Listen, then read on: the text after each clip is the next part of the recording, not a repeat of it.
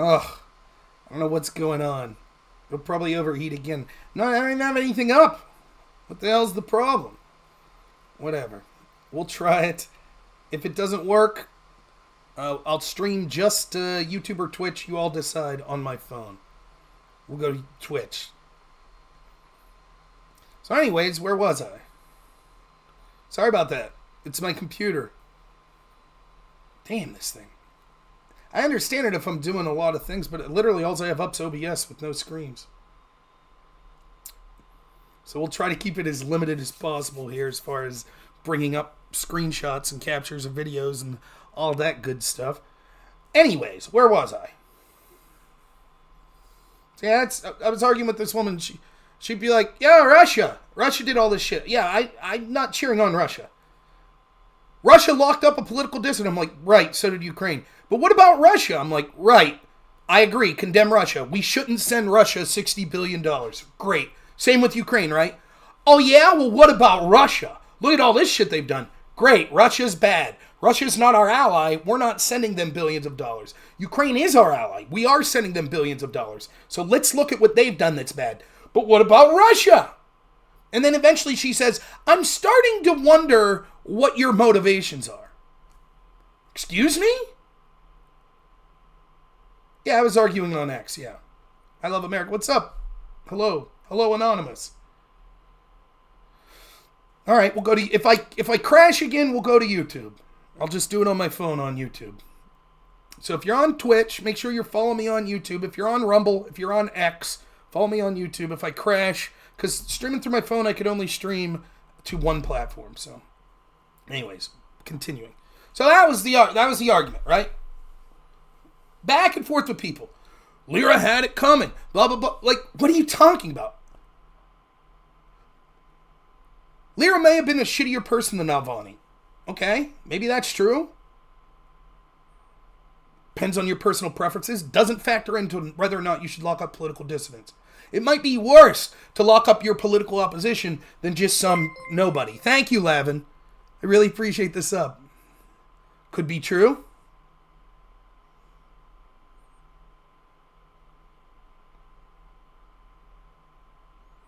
Russia, Russia, Russia, Nazi, Nazi, Nazi. Yeah, of course. The propaganda is immense. But if we're... The deciding factor to me is Lyra was an American and Ukraine is our ally. Why would we send them if... And again, and this is the last argument that's worth talking about in this subject. People are saying, well, the reason to send Ukraine money has nothing to do with Navalny or Gonzalo Lyra. It's just on face, we need to protect Ukraine. But the problem is, that wasn't cutting the mustard, was it? That wasn't doing it. Fine, if that's the argument, I have my feelings on why we shouldn't send Ukraine. But now they're making a push. The argument now is, like Lindsey Graham's out there, this cannot stand. The death of Navalny proves now that we must come together and send this money to Ukraine. And Gary Kasparov saying that, and Biden saying it, and Kamala Harris is saying it. All these points, they're taking this flashpoint of this thing that happened, Navalny dying, and saying this is why we need to see, this is more evidence. This is the flashpoint. And then when you beat people on the facts of the argument, it's like, well, if we're saying that we need to punish regimes that imprison political dissidents, okay, we could punish Russia. Why would we do that by rewarding another regime that locks up political dissidents? One who happened to be an American. Again, we gave up someone that our administration said was a dangerous terrorist, arms dealer called the Merchant of Death, to bring back a WNBA player who was accused of marijuana law violations in Russia. We said it's that important. We have to give Russia this dangerous person because we need to bring home Americans. I didn't even disagree. But with Gonzalo Lyra, it's fuck him. He should have known better.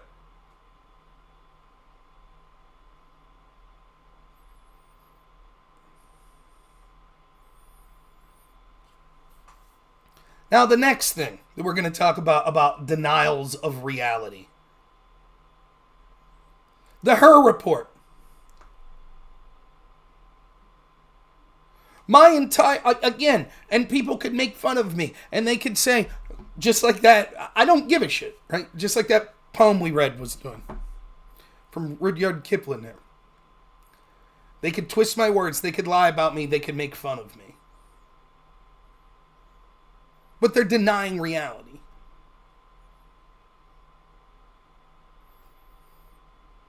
My argument is I'm more concerned about institutions that are behaving in a two-tiered way, in what I would call a corrupt way, putting their thumb on the scale. That's my concern. I don't care about Donald Trump or about Joe Biden or Hunter Biden or Hillary Clinton or Kamala Harris or Barack Obama as much as I care about those corrupt institutions. There are people that I massively dislike their political views. Like 2016 Bernie Sanders. Don't like socialism at all. Evident if you listen to me. However, to the extent that I feel that these institutions were being corrupt against him, I call it out. I would call out any left-winger, any Democrat, any socialist, any green. I don't like those people. I don't like their political ideology, I should say. They might be great people. I doubt if they're socialists, but you know what I'm saying. It's not about I'm saying what I'm saying to defend Trump. The best thing that could have happened, in my estimation, to potentially start to have the best chance to fight corruption may have been for Donald Trump to completely drop out of the race and endorse Vivek Ramaswamy, who I think would have had a better chance to win and probably more likely, hopefully, if he's telling the truth, to do what's necessary. Or Ron DeSantis, who I don't know would go as far as, well, he wouldn't go as far as Vivek, but I don't know how far Trump would go anyways if he won, and I think DeSantis was more electable. So it's not about protecting Donald Trump. Donald Trump, God forbid, could be in a car wreck and pass away tomorrow. Completely unrelated to anything political or any of the charges. Just literally driving somewhere in his limo and someone accidentally slam into him. That doesn't change the corruption that was against him. That doesn't mean, we don't have to talk about it anymore. He's not running. The people that are the most visceral in arguing against this stuff, either A, are just defenders of the institutions, like I was saying at the beginning of this video, where Mike Benz was talking about their definition of democracy is what the institutions agree upon. That might be someone like Destiny, who's just like, I will defend the institutions. Institutions are important and therefore they must be defended. Now, I don't know if that's exactly, but you see what I'm saying. But the vast majority of them are people that are thinking literally in a one-dimensional way. And that one dimension is Orange Man bad. It's not deeper than that for the vast majority of people. Orange Man bad. He's evil. He's terrible. Same thing with Gonzalo Lira. They don't like him. They don't like what he was saying. They don't like what he represents. They like Ukraine. They think Ukraine winning's important. So fuck him. That's how they look at it. That's how they look at Trump. Actually, before we get to the her stuff, we'll go to the Trump case, Judge Erdogan in New York, where he's now has to pay $500 million. So there was this guy, and I'm pretty sure his name's like Jim Ioria. He's on X. I don't think he's a Trump fan. I think he's probably like a DeSantis guy. I think he's like, but he was like, listen, okay, man, I'm trying to figure out what happened with this Trump case. Can anyone show me an analogous case where like you've had someone who, you know, supposedly overvalues his home, but the bank sort of signs off on it and the loan gets paid back and there's no victim, and that there has been a judgment, let alone such a big judgment. Has this ever happened before? And basically the responses were amazing. The responses were just like, yeah, well, Trump's like an evil piece of shit. So Trump's declared bankruptcy before. Trump, there's 20 sexual assault allegations against Trump. Trump's been a shady businessman. What does that have to do with the question that was asked? And what they're telling you is, well, Orange Man bad. We don't give a fuck. We don't care. We don't care if this is a legit. We don't care if this is a completely unprecedented situation. Thank you so much, Gizmo. I appreciate the sub. We don't give a shit. No, I probably can't listen to that. My computer already crashed once, so.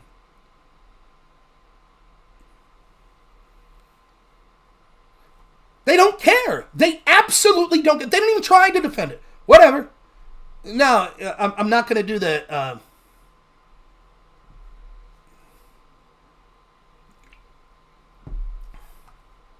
All right. Thank you, Black Dynamite, for the super chat. Did I hear about Vosh getting exposed as... I did hear about his folder of pornography and the implications thereof. I don't really have much to say on it. I saw that Mudahar is now... Keffel's defended Vosh, and now Mudahar is doing a thing on Keffel's. Again, I've said my piece before. I have what I think's pretty good intuition. There are people that I think have absolutely abhorrent tactics in the way that they debate and abhorrent political views, but that I don't hate. Like Pisco would be a person like that, Destiny. Then there are the people that I legitimately dislike. Am I surprised to find out that there are credible accusations that there's really shitty stuff going on with them? No. But I'll leave it at that.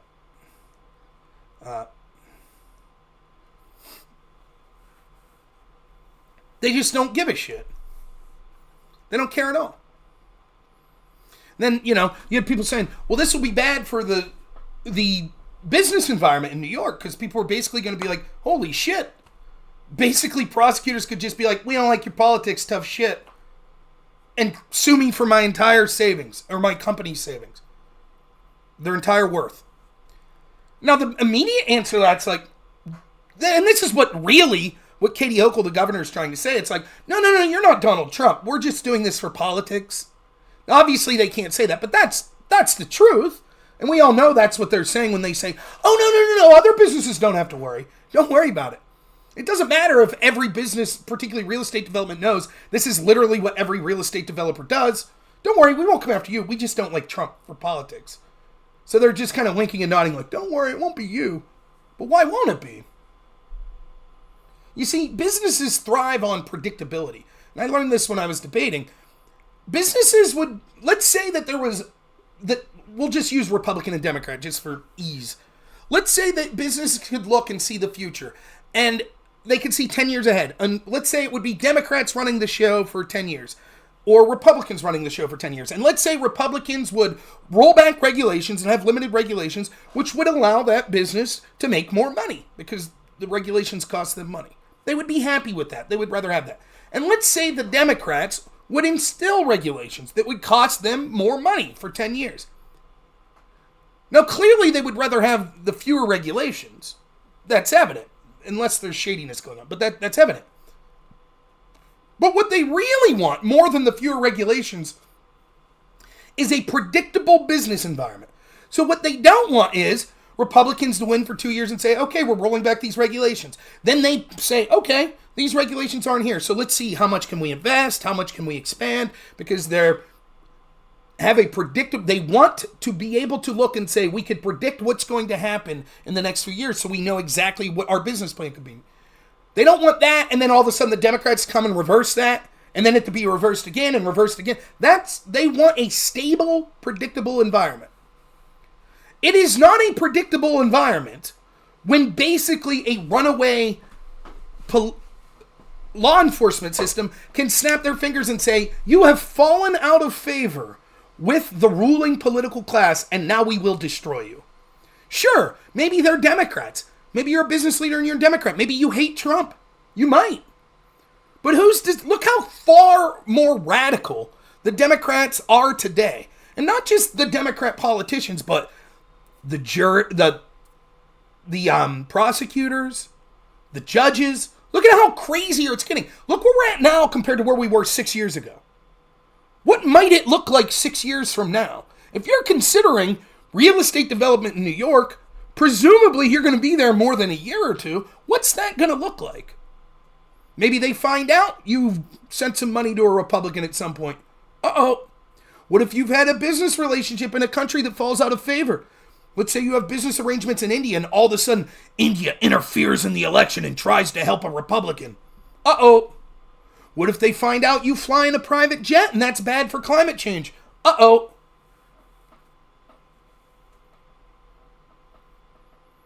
I'm not saying you have to like Donald Trump or be sympathetic. You might not want to vote for the guy. Fine, great, okay? But if you can't see the dangers of what's happening and how that will be applied, how it's going to cut. It's the same thing we talked about with the Mike Benz thing at the beginning. You might say, well, dangerous Russian propagandist. Yeah, Lira deserved to be locked up. And if you're in the United States doing that, you deserve to be censored. Okay, where next? Well, now COVID propagandist. Well, who's right on COVID? Doesn't matter. And it just so happens we're censoring people that are right-wing populist over and over and over again in the name of disinformation. There's no evidence they're spreading more disinformation than, say, the New York Times, but still, we'll censor them.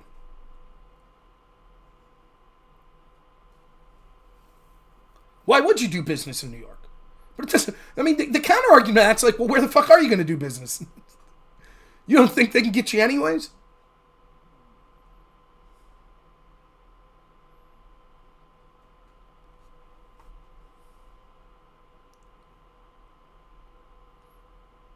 Then we go to the her thing. How many people did I argue with today on her? So again, I was saying, I'm not in it to defend Trump. My central criticism is a two-tiered system that's corrupt. So her outlines, here's how Biden, we'll go back to the beginning. I debated person after person that said, here's the smoking gun against Donald Trump. Absolute smoking gun. He admitted on tape he had classified information in front of a journalist, in front of a writer. Smoking gun, end of story. That's willfulness. He did it. Biden did it 3 times on tape. Well, that's different. Really. Most of them just ignored it. Now, it's in black and white. And what her said was, well, but the problem is a jury would say, well, he's an old, confused man. He didn't know.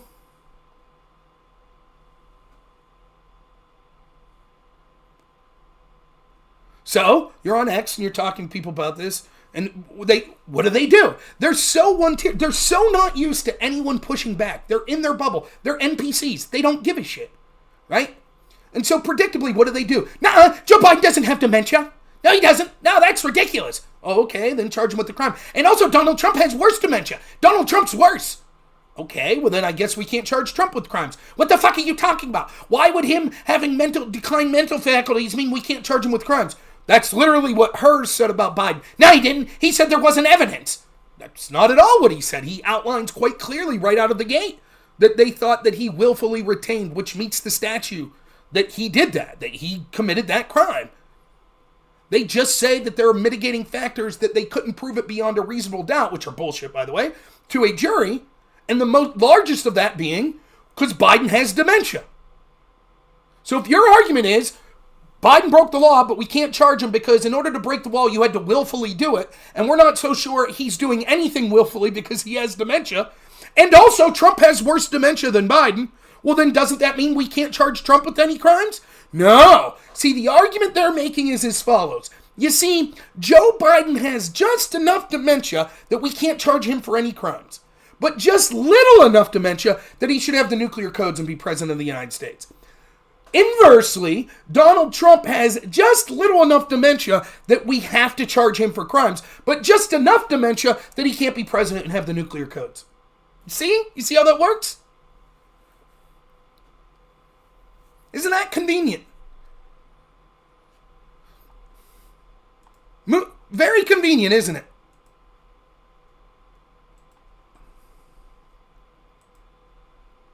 And over, you're like, I'll be like, 1 second. Yeah, here, computer heating up again. Probably gonna, yeah. Shut off.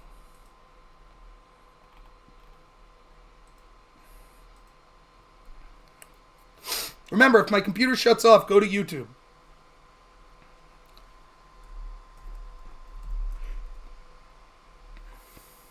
Did that not work? Oops. There's my YouTube link should be there. But these, again, I'm like, there's a two-tiered system. And their argument is, her didn't charge him. How does that prove there's not a two-tiered system? Because her didn't charge him.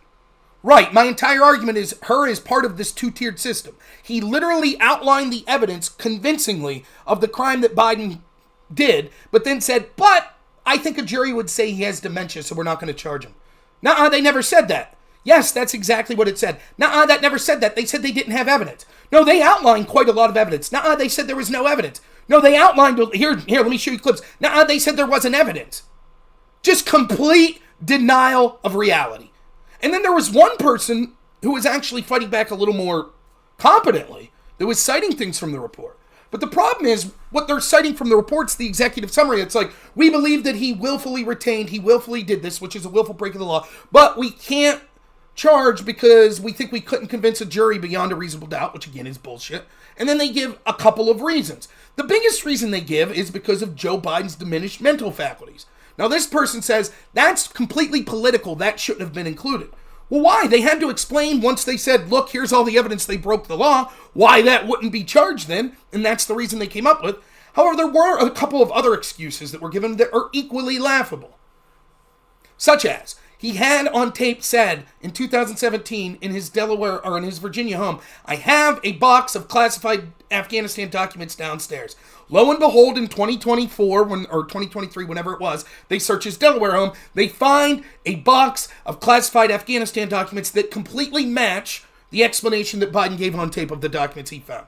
What Hur says is he was allowed to have those documents when they raided his Delaware home, or didn't raid. Fuck, they're not going to raid Joe Biden. He was allowed to have them because he was president then. So it would only be against the law if he had them in 2017. But it might have been a different box.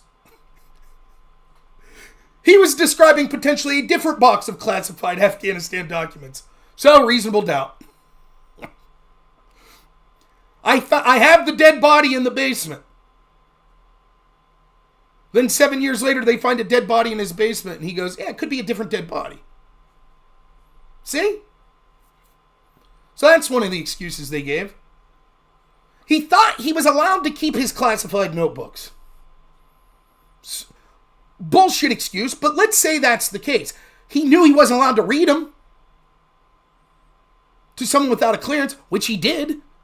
And when you get to that part, particularly the third time, you can go read it. When you get to that part, the third time, they're like, he read this the third time in April, like 27th. He read it. He said, I don't know if these are classified. They might be classified, which, okay. So that proves he had knowledge that it could have been classified. He read it anyways. Document makes it quite clear. He should have known they were classified. So saying, I don't know, and the fact that he skipped over before, he knew this document he had was classified, and he was reading it anyways.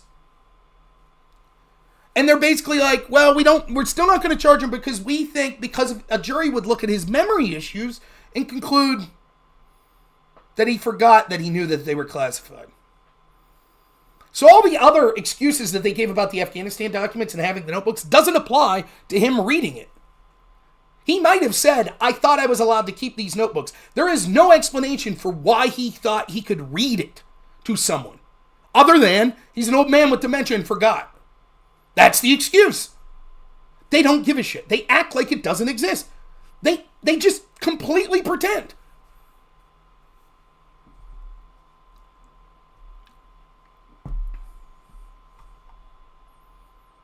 Right, he's just a well-meaning old man. He's a good... And what's it really say? And you can go back and watch my debate with that arch woke hammer guy from the other night. Anybody see that debate? How'd that go? How'd it go for my opponent? I would say I had... Listen, everybody's biased, and you're always going to be biased for yourself. Right? You are. You're going to, so I'm always going to think I probably did better than what a completely objective person would. But I try to limit my bias. I've certainly said when I think I've had debates that were close or points that I thought that I was wrong about. Yeah, inversity. That debate was over in the first 5 minutes. Over. I'm like, hey, everyone, the reason we're having this debate is because you commented on X, because I was mentioning that all these left-wing streamers that I had talked to for months were saying it was smoking gun evidence, that when Trump on tape said these are classified and read them or showed them to a writer, that was it. That was 100% proof that he willfully committed a crime. And he goes, yep, that's why we're having this debate. I was like, then you were like, I'll come on, I'll debate about it. Yep. And I was like, so let's take everything else aside from that. The fact that Trump said that in a vacuum, if that's all he said, and that's the only thing he was alleged to have done, Is that in its own right proof of a crime? He says yes. I'm like, cool. Biden did that 3 times. Now, he never said they were classified. Yes, he did. I read the part in the Harb report. He's like, and then, of course, he moves the goalpost. That was it. Debate over. That's it. He admitted. Yep, that smoking gun of guilt. Okay, Biden did it. No, he didn't. Yeah, he did. Here it says. Well, there's other things. Right. I'm not a lawyer. Right, exactly. They have no defense. Where's Pisco on it? He's a lawyer. Oh, he still hasn't got to it. Right? We're going on 11 days now. He hasn't got to it. He's carefully working his way. That's how he operates. He wouldn't just comment on snippets of things. He can't fast forward to that part and see what Hur said about it. Can't do it. No, it just takes time. Of course, when it comes to the indictment of the CHS, he could do that. He could post little snippets. Of course. Where's the rest of the left? Well, they just haven't got around to it. They'll just say, that's stupid. What? They said he didn't commit a crime. They said there was no crime. They said there was no evidence. It's exactly the opposite of what they said. They said there was plenty of evidence. But a jury would leave him go because they thought there were little loopholes.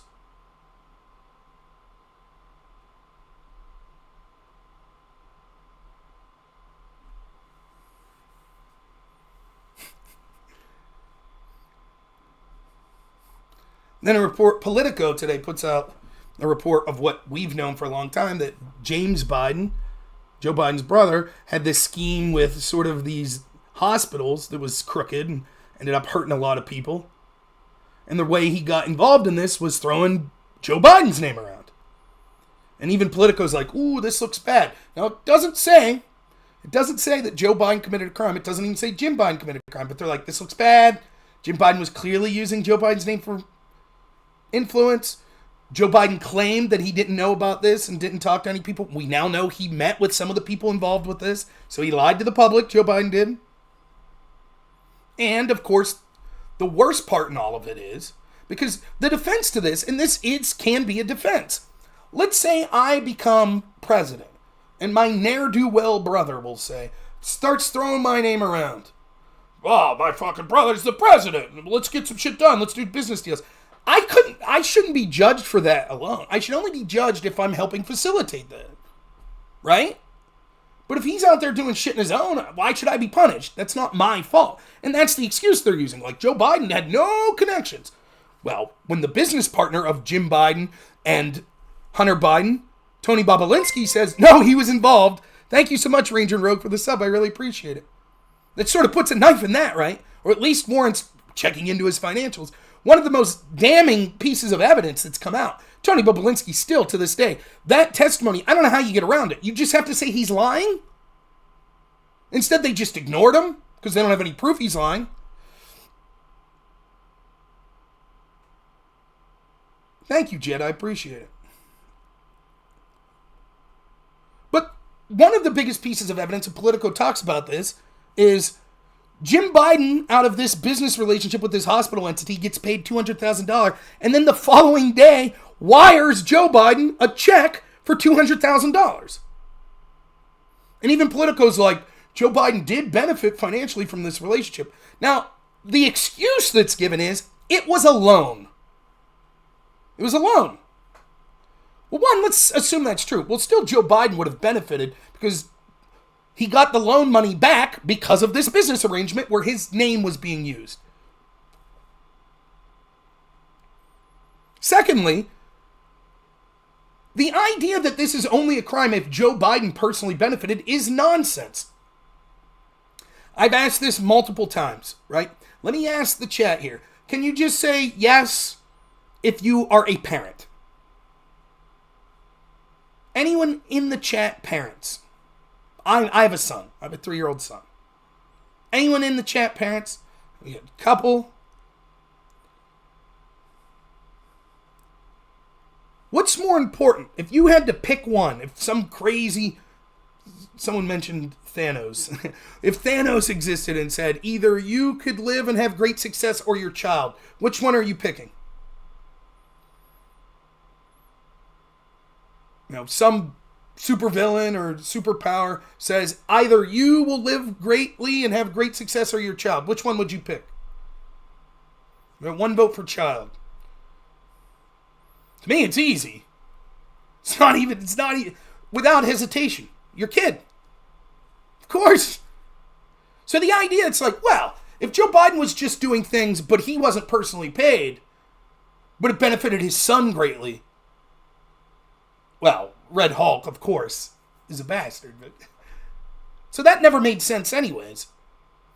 For example, if I was president, I could theoretically enter into a bunch of shady deals to use my position as president to benefit some company, and that company's paying my child huge amounts of money, and I never received $1 at all.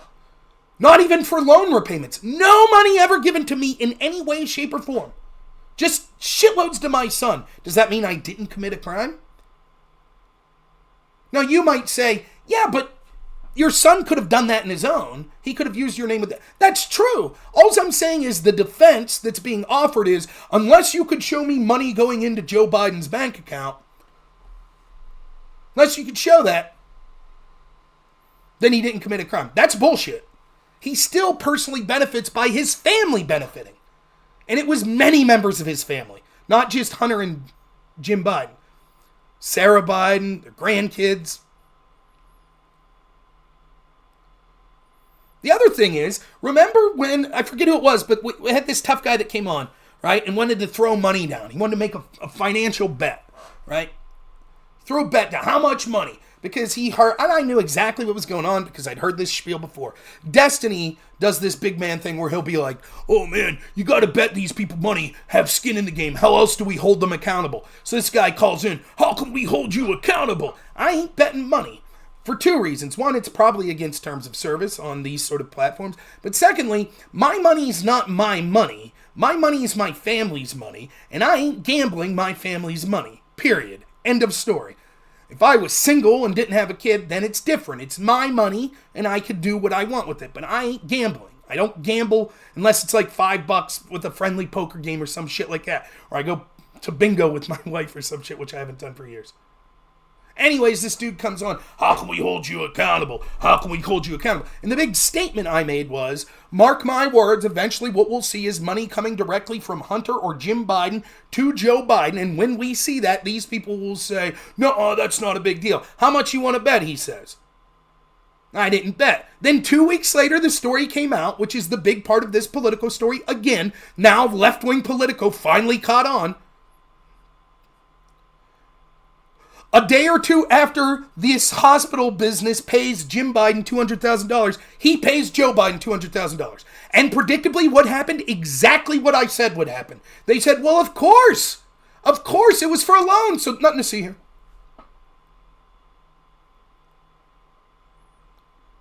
All they said was, show us the money going directly from one of these companies from his to his family and then to him. Okay, here. Now that doesn't count. It's a loan. Really, it's a loan.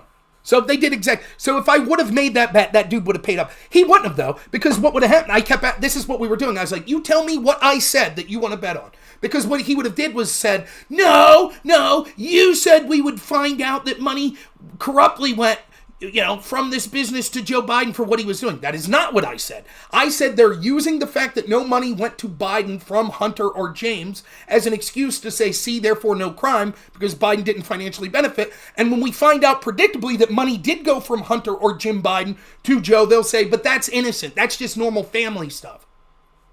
Which is exactly what happened.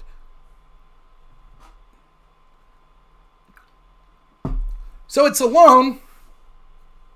That would be simple enough to clear up. Loans like that, you have to have paperwork. Can we see the paperwork? Biden team says, no, you can't see the paperwork.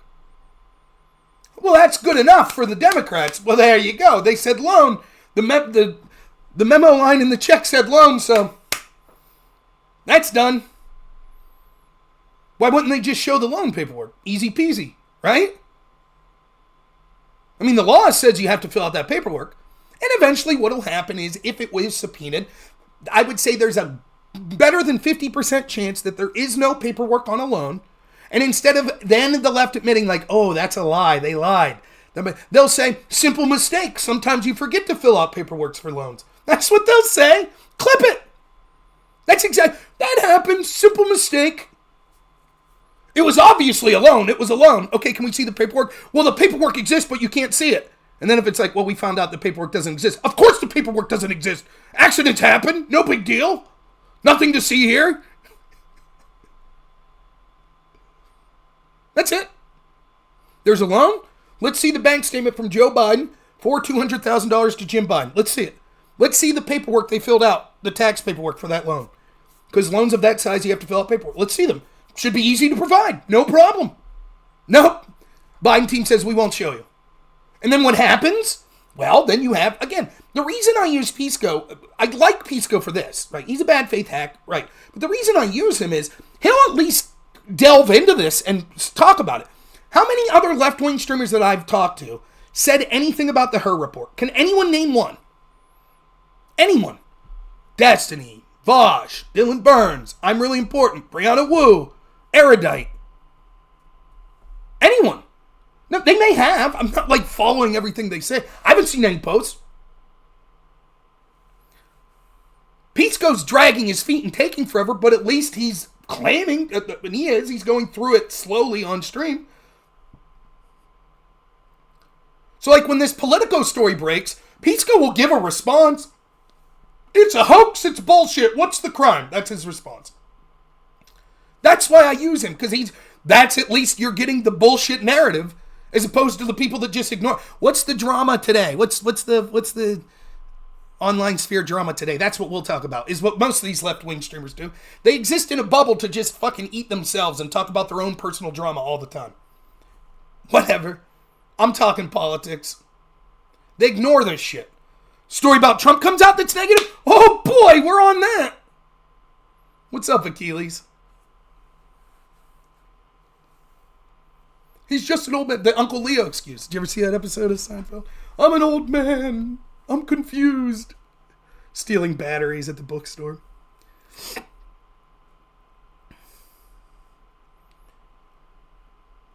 Where's the crime? Again, they don't give a shit. It's like, if it was Trump, if Trump's defense was, oh, no, that $200,000 that went from my son and his shady business arrangement where he was using my name to get this business, and then I lied to you all about not knowing about it and never meeting with them. Trust me now, bro, that $200,000 that went directly from them to him to me, that was for a loan. Do you think they'd be like, no problem, sounds great, Mr. Trump. Yep, no need to look, no need to prove that that was a loan. Sounds good. You think that's what they would say? Of course not. But anyways, after Pisco posted that, whatever, I was busy today. He posted this gem that I think is worth looking at. And again, this just gives you an idea of the caliber of people we're dealing with. He says, some of my favorite MAGA hoaxes. Burisma hoax. FBI did January 6 hoax. Truckgate. 10% for the big guy hoax. Russiagate hoax. Clinton email hoax, and corrupt double standard hoax. Nice little list of hoaxes there. Hoaxes. So I thought, why not look? Hey, what's up, Bart, Achilles? Thank you, everyone. I thought, let's look at some of these hoaxes, right? Let's go through them real quick. We'll start one by one. Top one, Burisma hoax. Now, Pisco's been calling Burisma a hoax for half a year at least now. Now, the reason he's saying Burisma hoax today is different than why he was saying it 6 months ago. The reason he said it 6 months ago when he found out when he was saying it was a hoax was this. Because there's evidence that the FBI opened an investigation against Zlochevsky. Didn't find any evidence of anything. Closed it down in 2017. But that proves that there's no way that Joe Biden's quid pro quo benefited Burisma. What? Now it's because the confidential human source from the 1023 that said that Joe Biden personally got paid for a bribe has been arrested for lying. So that's a hoax. Burisma's a hoax. So let's go through and see if it's a hoax. First, we have no idea what the defense of the confidential human source in the 1023 would be. Pisco always says that his standard is, well, we have to see what comes out at trial. But he's not saying that this time. He's just saying definitively it's a hoax. Second, let's assume that that portion of the story is made up. I have agreed and have it ran from the fact that that would have been the most blatant, direct smoking gun evidence that Joe Biden committed a crime. If he literally was paid $5 billion by this corrupt oligarch, $5 million by this corrupt oligarch, of course, that's clear evidence of a crime. But if that part goes away, it doesn't mean that the bulk of what we've talked about previously goes away. So let's talk about Burisma. Here are the facts we know about Burisma. A, we know that Joe Biden was the point person for dealing with corruption in Ukraine. Second, we know that his son got a job with someone that Biden's own team called a corrupt Russian oligarch or Russian sympathizing oligarch by the name of Zlochevsky. 3, we know that people in the State Department thought that that was a bad look, so we can't argue that it wasn't a bad look. 4, we know that Hunter Biden was tasked with reaching out to his connections in the United States with the ultimate goal of getting investigations shut down into Burisma. 5, we know that there were investigations or at least pressure into Burisma in Ukraine because Zlochevsky was afraid to be in Ukraine and he had left and fled the country and was outside of the country. 6, we know that the day before Joe Biden got on a plane and go to Ukraine, that there was a meeting in which Hunter Biden was pulled aside and told to call back home, which he did. We know that Devin Archer assumed that meant that Joe Biden was personally called. Even if it wasn't Biden, we know that they felt pressured, and what we were told was pressured from investigations.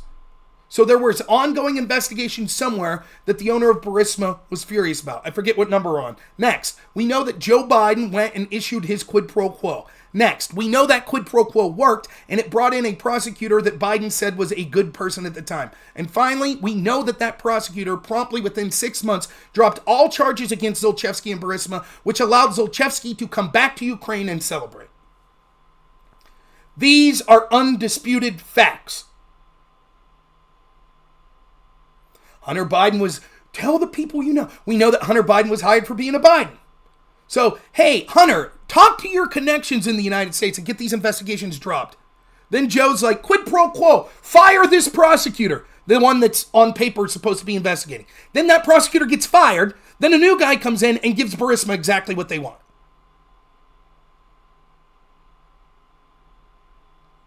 And Pisco says, hoax! It's a hoax! What's a hoax about it? How do you explain that? Does anyone know what Pisco's explanation is? He's given an explanation. What's Pisco's explanation for that? Hunter Biden contacting his people back home, his connections, to get these investigations dropped. Joe Biden issues a quid pro quo. Prosecutor gets fired. New prosecutor comes in, does exactly what Burisma wants. What? You want to know what his explanation is? I'm not shitting you. Go back and watch our debates on it. You ready? Here's his explanation. That's a coincidence. It's a coincidence. And then you'll be like, but wait a minute. People in the West talked about Zlochevsky in the Burisma case. People in the Biden team talked about it. They said that was evidence of corruption, that Victor Shokin wasn't prosecuting Burisma. Why weren't they furious 6 months later when the new guy dropped the investigation into Burisma? In fact, right after he dropped the investigation into Burisma, Joe Biden went to Ukraine, one of his last acts as vice president. So merely a month after the case against his son's company was dropped, he goes to Ukraine and says, your prosecutors are doing a great job. We've cleared up corruption. What are you talking about? What you've been like, what the fuck is going on? We were furious about you letting this Burisma case off the books, let him off the hook, and now you've closed the investigation and helped them. That's corruption. Now all of a sudden corruption didn't matter anymore. You're doing a great job. The whole narrative initially was fucking insane anyways, which was Joe Biden he wanted more pressure on Burisma. That's what he wanted. He was mad that corrupt oligarchs like Zlochevsky and Burisma were being left off the hook. He wanted a more thorough investigation into his son's company. That was their argument. It never made any sense. But that's what they went with. So it's just a coincidence. Now he says, hoax. Hoax. As in, been proven to be infactual. Is that what's happened? So there's the first hoax he talked about. Let's keep going. Let's see some more hoaxes. FBI did January 6th hoax. Well, I had a debate with Pisco on the Crucible partially about this. Unfortunately, it sort of got derailed talking about the definition of insurrection. Now, There's a lot to say here. Is it been 100% proven that the FBI did January 6th? That's not what I've said. Are there people that have said FBI did? As in, they literally were the ones that were knocking down gates and stuff and breaking windows? Yeah, I'm sure there's people that say that. Could that potentially have happened? Could there have been FBI assets that planned that and did that? Yeah, it could be. That hasn't been my argument. My argument was this. The official narrative we're told about January 6th is as follows. The FBI now is locking up people for over a decade because they're saying they had evidence from informants that they had in various groups like the Oath Keepers and the Proud Boys that were sending them real-time evidence saying that there was an impending insurrection about to happen, an overthrow of the government. So the fact that what we saw January 6th, no one brought guns, most of the people just walked around, there were some skirmishes with police officers, clearly not an insurrection. Not something that, even if you call it an insurrection, it wasn't something that had a remote chance of overthrowing the most powerful government in the world. A bunch of people milling about with flags. Wasn't going to happen. It was like no mass amounts of firearms or anything like that. But nonetheless, this was a serious, we were told the FBI was aware this was a serious attempt to overthrow the government. That's the official narrative. And simultaneously, they neglected to inform the Capitol Police Chief, the person who was tasked with actually having adequate defense that day, that there was an impending insurrection coming. Let me repeat that. The FBI, whose one of their primary jobs is to protect our country, and therefore the leaders of our country, were aware that an insurrection was about to occur, but neglected to inform the guy who was tasked with providing defense. That's their narrative. Now, they did send one memo that didn't say there was really going to be an insurrection, but there could be clashes between right-wingers and Antifa. They sent that memo to the person that was in charge of intelligence at the Capitol Police, who was promoted by Nancy Pelosi and then given a job at Cal Berkeley in Nancy Pelosi's district. And she didn't share that limited evidence. But they had far greater evidence. Literally evidence that said, in the words of Capital City Police Chief Stephen Sund, that he was furious about, that they were going to, and I'm quoting now, kill the palace guard, which meant kill the Capital City Police that were protecting. And Stephen Sund was a person that, even without this evidence, was asking before January 6th why they couldn't get the National Guard and increase police presence, because he was worried that things could get out of hand because they were guessing that so many people would come. He was repeatedly denied that because they said it would be bad for optics. Following me so far? So the FBI knows an insurrection's about to occur, and they know that the Capitol Chief of Police is being told basically, nothing really, just run-of-the-mill protest. Then January 6th happens. Then we're told, based on the official narrative, okay, they knew it was out of hand. Now they know it's an insurrection by like 12:30 or so. Now they know, 12:54. They know it's an insurrection.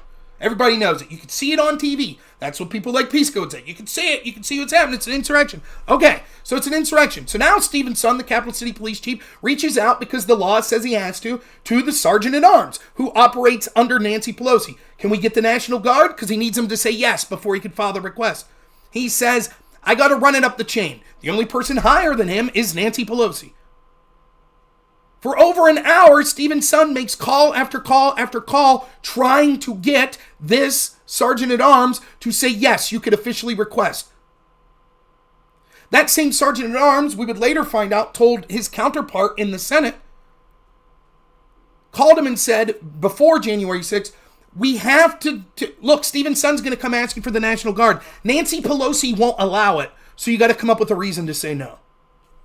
Now, the day of January 6th, he says, basically, I got to go talk to Pelosi, and then doesn't get back to him for over an hour. Then, right about the time that they start to get into the Capitol, he's like, okay, now you can ask. Why would they delay? Pelosi thought we could see tapes of her on that day talking about how bad it was. Why would her Sergeant-at-Arms delay? Then, once he gets the ability to request, he gets on a phone call with a bunch of people, including people from the Pentagon and the military, and a lieutenant general that he needs to sign off on it says, nah, we can't do it because of optics.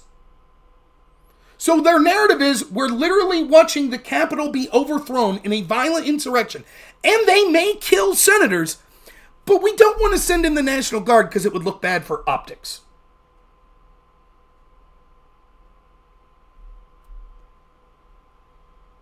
Furthermore, the sergeant-at-arms under Pelosi, even Pisco's admitted this, his testimony is directly at odds with Stephen Sund's. The Capital City Police Chief, Stephen Sund, says, I called him at 12:54. I made 6-7 calls to him. I've recorded them all. This is the exact time frame when he said, okay, you could go ahead and do it. It was 1:54 or something like that. Sergeant-at-arms says, no, the first time he called me, I said yes. Even Pisco admits it looks like Sund's telling the truth there. Why? Because Sund has the records. He has the actual phone calls. So Pisco's admitting that the sergeant-at-arms under Pelosi, Paul Irving, lied under oath. Yet he's not calling for him to be charged. Why would he lie?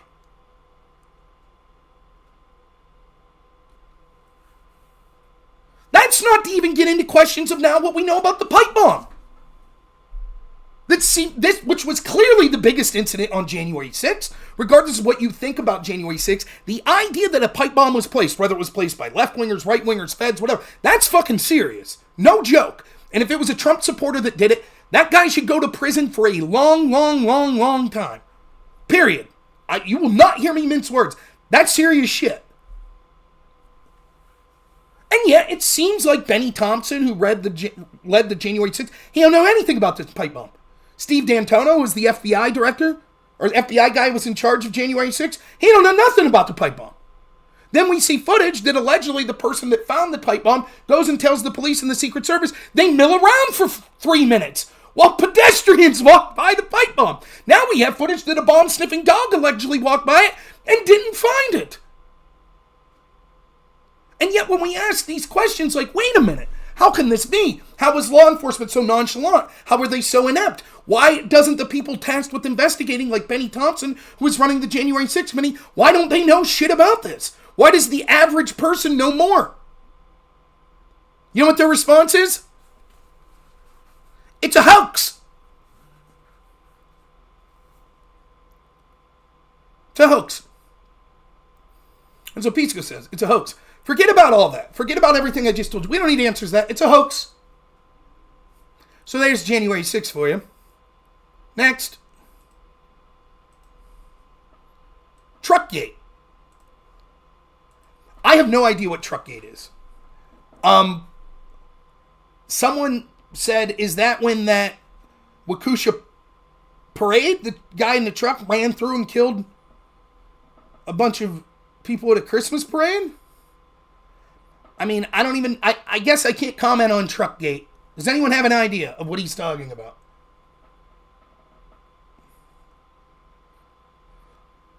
RV that blew up in Atlanta.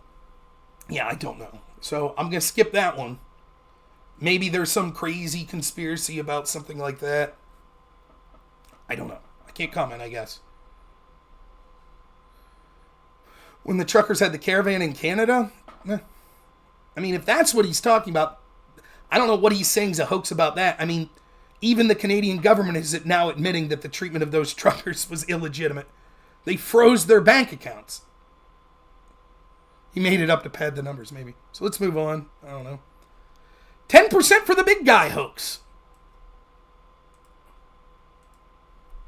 I mean, what is there to say about this? Hoax implies that it's been definitively debunked, proven to not be true. Well, here's what we know about 10% for the big guy. One, we know that Hunter Biden received an email that said 10%, where he said 10% of this money goes to the big guy. Second, we know from multiple sources that the big guy was one of the terms they used to refer to Joe Biden. Third, we know from the business partner, Tony Bablinski, that Joe Biden personally met with him and discussed being involved in this business, and he knows that the big guy that was getting 10% was Joe Biden. Fourth, we know, well, okay, I can't say we know definitively, but Pisco has admitted that it is incredibly likely that there hasn't been an investigation into Joe Biden's finances because it would have required impaneling a grand jury, and we haven't heard anything about that. Explain to me how that's a hoax again? Hoax means we've proven that it's bullshit. Where's the proof? Just the other day, we get a transcript from the business partner saying, yeah, the big guy who got 10% was Joe Biden. Where's the proof that it isn't? We didn't look at his finances yet.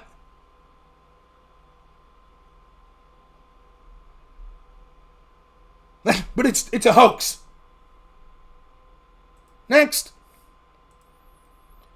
Russiagate hoax. This is my favorite one. Oops, sorry.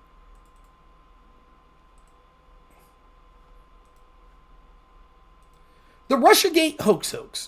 That one's my favorite. Now, I don't know what he's trying to say here with the Russiagate hoax.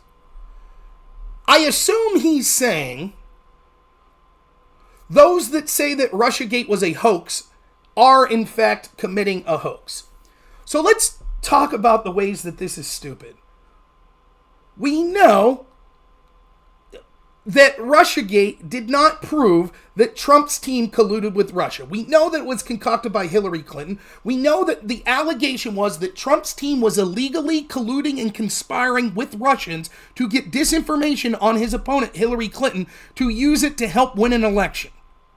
And the way that they sought to prove this was to get information by Hillary Clinton where she colluded with a suspected Russian spy to get disinformation on Trump to help her win an election. I'll repeat. The entire Russiagate accusation was Trump colluding with Russians, and the way they sought to prove it was Hillary colluding with Russians. After Russiagate and the years upon years and years of the investigation, we have proof that there was Russia collusion, Hillary's team. It is absolutely 100% confirmed. There was Russian collusion, Hillary's team. Trump's team may have attempted to get dirt on Hillary from an alleged Russian. Don Jr. did. He did not receive dirt. Hillary's team did. Hillary's team's dirt was amazingly effective. It literally directly led to this investigation going for years and getting FISA warrants to spy on Trump's team. The FBI investigated Trump for 4 years between them and the Mueller team on the idea that he perhaps did the action that they knew Hillary Clinton had done. They knew Hillary colluded with Russians. They knew it. Paid people to work with a suspected Russian spy to spread what we now know was misinformation. We know that the FBI legally obtained FISA warrants multiple times. We know that one member of the FBI actually was convicted for changing evidence to attempt to continue to spy on Trump's team. We know that there was no illegal collusion that they came up with. The best they can have for collusion, this is the two best examples. Don Jr. tried to talk to this Russian lawyer, Veselnitskaya, to get dirt on Hillary. That's true. Veselnitskaya also hired a law firm named Fusion GPS, ran by Glenn Simpson, as her attorneys. She met with them the day before and the day after the meeting with Don Jr. Suspicious? Regardless, she provided no dirt. She started talking about the Magnitsky Act. After 5 minutes, Don Jr. said, "This isn't shit," and left. Wouldn't be a crime anyways to do that. What's up, Pentuple? Great to hear from you.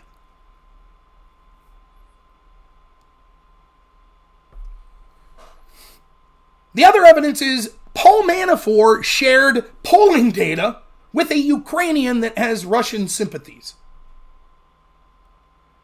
Let's assume that's true, and it's not a crime to share polling data. They didn't get anything in return. And then when you delve into this story's even worse. Fuck, I forget that guy's name. Oh, gosh, give me a second. Does anyone know the Ukrainian that supposedly was... They talk about this. Oh, he gave polling data to... Oh, shit, I can't remember his name. Nonetheless, this guy was also, you ready for this? A confidential human source for the Obama State Department. Thanks, Gizmo. So Obama's team's talking to the exact same Ukrainian over and over to get information about Russia that's beneficial to the United States. And that wasn't considered colluding with a Russian. But Paul Manafort tries to give polling data to this exact Konstantin Klimenik. That's it. Thank you, Aftershock. Right.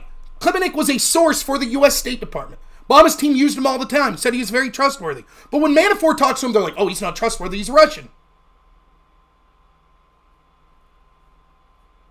Now, the reason that this is hilarious, right, is because you have to delve deeper into the meta discussions. And again, is Pisco the most influential left-winger? No. Is he the smartest? No. Is he good faith and the rest are bad faith? No, he's not good faith. But he spends time, most of them just ignore it, which, by the way, is usually an effective strategy. What you do, if you're on the left, is this. You sit back and you wait for someone to say anything, no matter how fucking ridiculous it is, as an explanation for any of this corruption or double standards. And when they say that, you go, there it is, debunked. There it is. Yep, that's it. Pisco's the guy that tries to go out there and say the ridiculous shit so that the rest of them could go, yep, Pisco killed it. He killed that argument. That's it. It's all bullshit. It's all bullshit. Killed it. And there are other people like him that are more influential. But in my being a little small streamer, the people I talk to, that's why it's important. Because when I talk to Destiny, or I talk to Erudite, or I talk to I'm Really Important, any of these type of people, they're going to say, I saw P, or pondering. That's what they do. Pisco debunked this. He debunked this. Yeah, an interesting look inside the mind of the lefty cult. So, given that, when he says the Russia collusion hoax, or the Russia hoax, Russiagate hoax, keep that in mind. So what he's saying is there, people like Rob bitch about the Russia investigation. It was total hoax. That's what he's saying here, right? On one hand. Then on the other hand, you know what he'll say to me? Rob, you need to condemn the idea that if Trump gets in power, he'd do something like weaponize the FBI and try to get FISA warrants against his opponents illegally. We can't stand for that. I condemn that. I condemn the fact that the FBI tried to... He makes it sound like, he admits that the FBI's FISA warrants were illegal. He admits that. And he makes it sound, I've condemned it. I'm like, Pisco, you said it was regrettable. That's what you said. No. I've condemned that. That's bad. The FBI shouldn't do that. That's what he says when we're debating all the time. And then he's like, Russia collusion hoax, Russiagate hoax. See what he does there? See that nice sleight of hand? And I talk about this all the time. The problem is, if you're a dishonest hack, what happens is you almost always get exposed. And here's why. Because you'll start to make arguments on one issue that will bite you in the ass in another issue. Right? You're not being genuine. You're not being honest. Let me put it this way. Judge Judy always says on our show, I watch a lot of Judge Judy. She says, if you tell the truth, you don't have to have a good memory. And what she says by this is, you're not going to get tripped up. If you're lying, if you're making up a story, then if someone interrogates you, they might find inconsistencies. But if you're just telling the truth, then you're not going to find those inconsistencies. Or you'll find the inconsistency and go, oh yeah, that is an inconsistency. Yeah, I guess I have to deal with that. But that's not what he does. So on one hand, he's like, it's a hoax. All those that were bitching about the Russiagate investigation, total hoax. It's been debunked. It's a hoax. And then when I start to talk, so you think it wasn't a big deal? You're okay with the FBI illegally spying on Trump? It's a huge scandal. No, I said that that's bad. I said it. But it's a hoax. Because he knows that his audience doesn't give a fuck. They don't care. The left doesn't care. You just need to say anything. Her report said, well, we think a jury might think that Biden has diminished mental faculties and think he's just a nice old man. Response? That was corrupt. He shouldn't have said that. There, end of story. Now go read Politico. Go read the New York Times. Go watch Rachel Maddow. Go watch Joe Scarborough. What's their argument? Their argument isn't, holy shit, they just said Biden committed crimes but left him off the hook because they're saying he has dementia. We have to seriously answer for this. This is the guy we're supporting for president. Either he has dementia, which probably means he shouldn't be president, or he should be charged with these crimes and he was just left off the hook. But no, they just say, her's a Republican, he's a shill, next. That's it. Should have never said that. Moving on.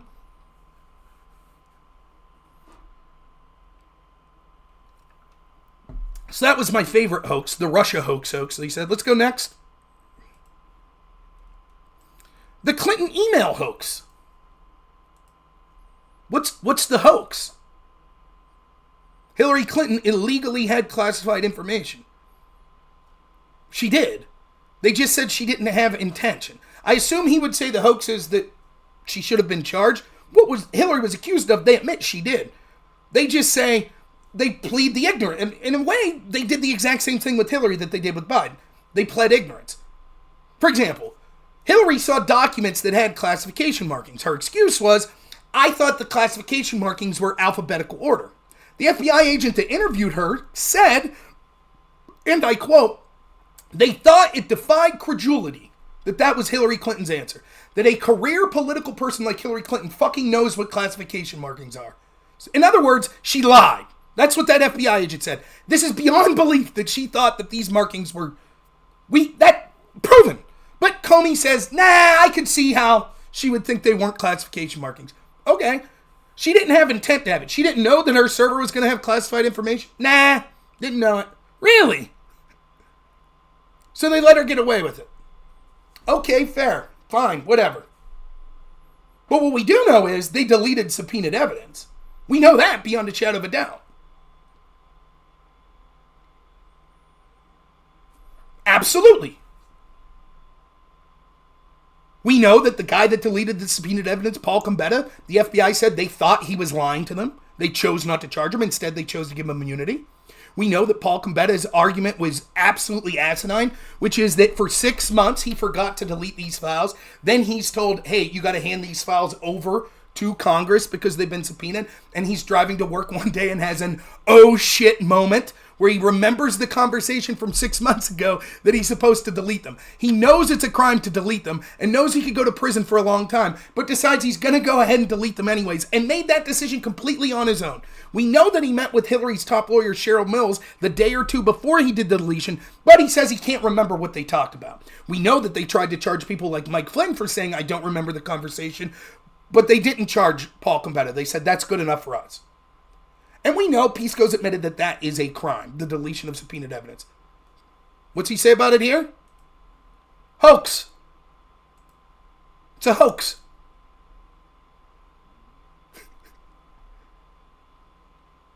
Next will be the Joe Biden mishandled classified documents hoax. That'll be the next thing.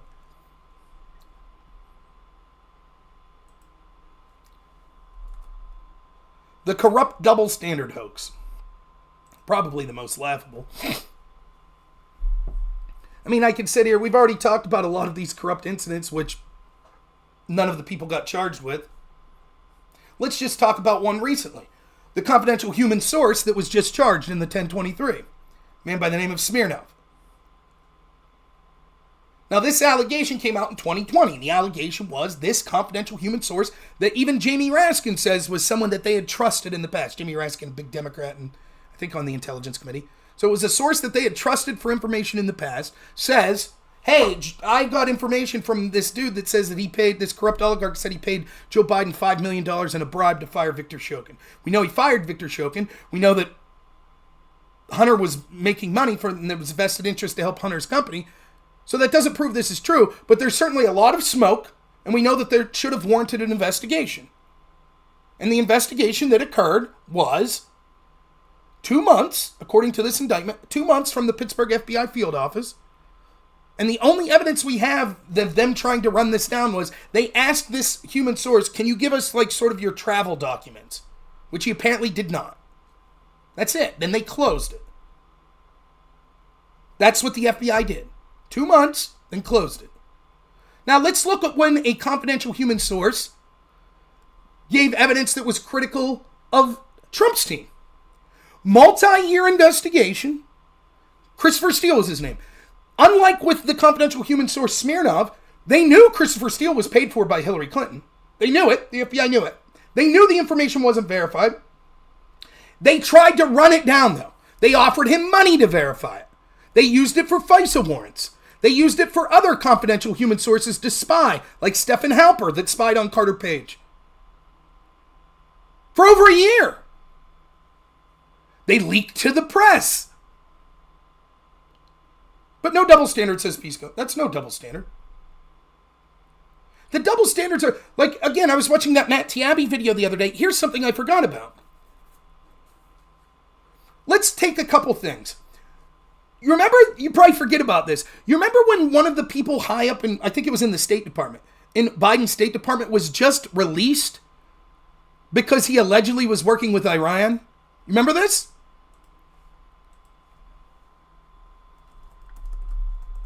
Who was it?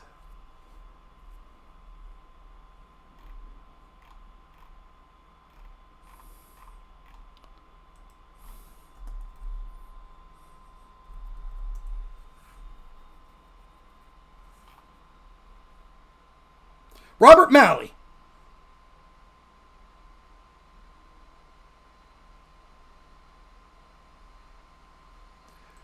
Now they're opening a bigger investigation into Robert Malley. So think about this. This guy that's on Biden's team is accused of working with Iran. State sponsor of terrorism, enemy of us. Now we have to arm Israel to help fight the Houthis and Hezbollah that's being financed by Iran. Get it? And yet, someone high up in our State Department was supposedly working with Iran. Do you know what they did? They told the Biden administration, and then the Biden administration paid him unpaid leave. Now he's being investigated. Okay? Makes sense. Hey, we think there's an Iranian spy basically on your team. Thank you. Let's get rid of him. Or how about Dianne Feinstein? Remember, she had a driver that actually was a Chinese spy for 10 years. You know what they did? They went to Feinstein and her team and said, listen, we think that this driver, your team's being infiltrated by Chinese spies. Thank you very much. Then they charged the driver. Does anyone disagree that's probably how things should go? You have a team, an administration, whatever. You find out through law enforcement that there's a spy amongst them. You contact the members of that team to let them know, and then you do something about the spy. I don't disagree with that. Does anyone disagree with that?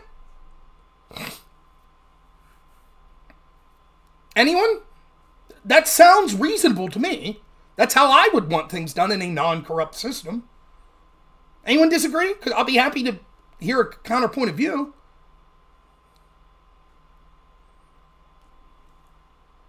Now, how did they treat it when it was Trump? Is that what they did?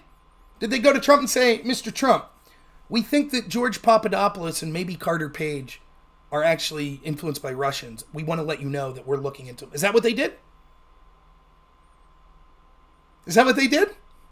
No! They did the exact opposite. They started sending spies and confidential human sources to spy not just on them, but to also infiltrate Trump's personal meetings and see what he said, to see if he was a target of the investigation. Why? Why was Trump treated differently? We have a precedent, but not with Trump. They did it differently that time. And we could go through the list of the things that have been double standards. But no double standard, says Pete. It's all on the up and up. All the debates I've had. Hillary's team destroyed subpoenaed evidence. Give everyone immunity and see what they have to say. Trump's team's accused not of destroying things, but potentially trying to destroy. Charge every low-level person and try to get them to flip on Trump. FISA warrants for Trump. Raiding his lawyer's home. Leaking to the press. None of that with Hillary's team. None of that with Biden's team. Why? Trump's team, Paul Manafort's accused of failing to register as a foreign lobbyist in 2013 when he worked with Hillary Clinton's campaign manager's group, the Podesta Group. Same crime, same people, working in tandem, same year before Trump's in office. The guy that would later become Trump's campaign manager, charged with the crime, sitting in prison today. The guy that was Hillary's campaign manager's group does it. No one from that group charged. Allowed to retroactively file paperwork. No double standard. None. It's blatant. I gotta go to the restroom real quick. I will be right back. I'm just gonna put my opening with audio on, so enjoy this little ditty. I'll be right back.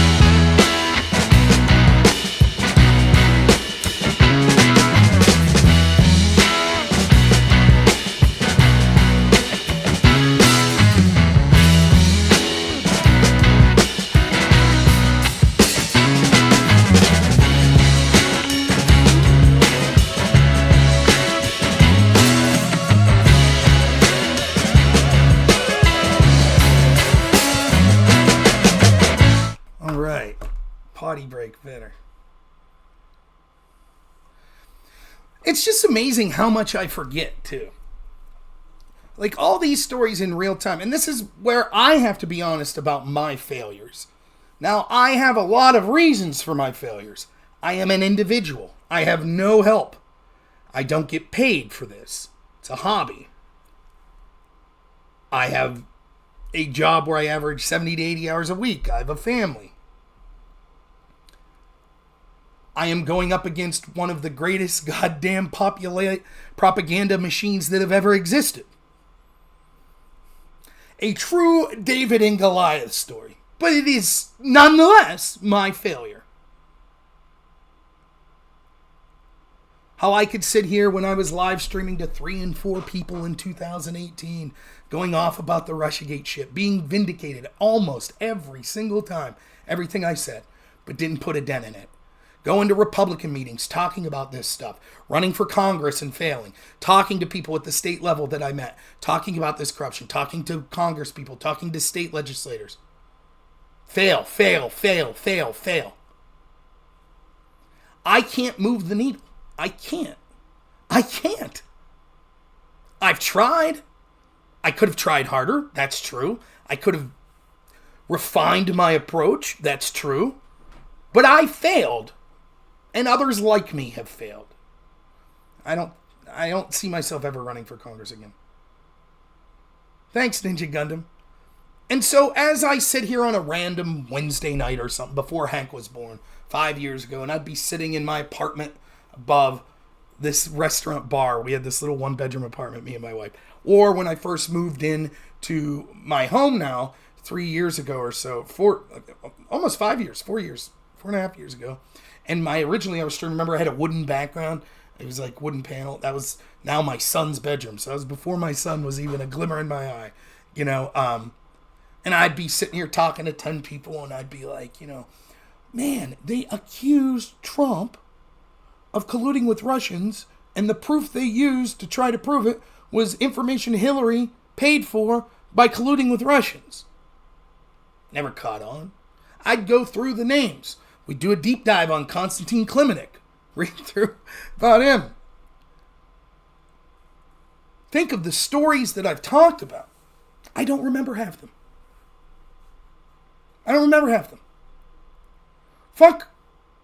When I debated Pisco in the Crucible not 2-3 months ago, I've forgotten half the shit about the January 6th debate, the names of the people, the timeline that I knew then. Theoretically, I'm still supposed to be going on Tim Pool's show March 1st. The reason they're even aware of me is because of my deep dive on the Burisma shit, which I haven't talked about in 3.5 months, and I'm going to have to go back and re-research, because I forget half the shit. The amount of stuff that I forget that showed corruption is enough to... Any American should be like, what the hell is going on?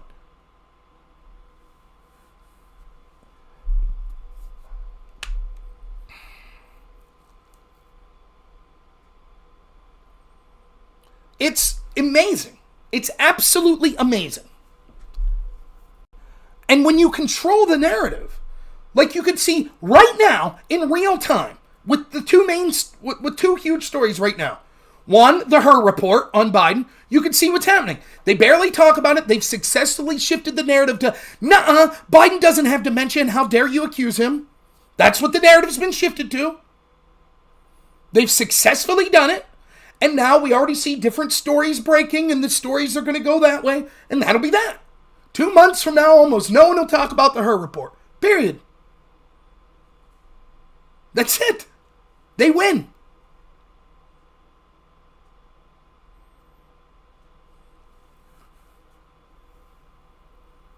And the Navalny thing. Gonzalo Lira was dead, 6 weeks ago, died. If that, a month or two ago. Literally, they don't even give it. What? Who? What? That shithead? Huh? What? Doesn't matter. Didn't make a dent. Moving on.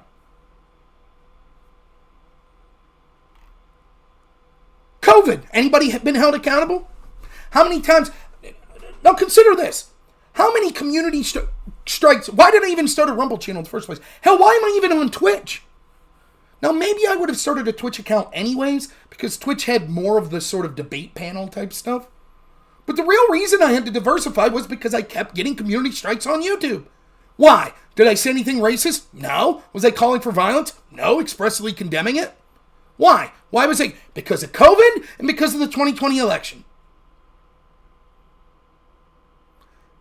You get a strike, you can't post for a week. You get a second strike, you can't post for 2 weeks. You get a third strike within 90 days, you completely lose your channel. I've deleted thousands of hours of material from YouTube trying to avoid getting that third strike. I've stopped posting on YouTube for months at a time to stop getting that third strike. And for what? Saying things that we now know is true, particularly in the case of COVID. COVID came from a lab. Vaccine mandates were terrible. Lockdowns were terrible. I literally had videos when I had COVID in December of 2020, which was the month before. It was literally like 2 weeks before my son was born. Myself and my wife, who was 9 months pregnant, get COVID. I literally came on camera and did videos every night talking about my experience with COVID. 2 years later, I got community strikes for those videos. 2 years later. Why? Well, because I did a debate panel with some lefties and they mass reported my channel. Talking to you about my symptoms was considered disinformation.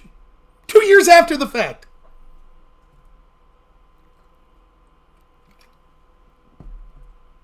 No one gives a shit.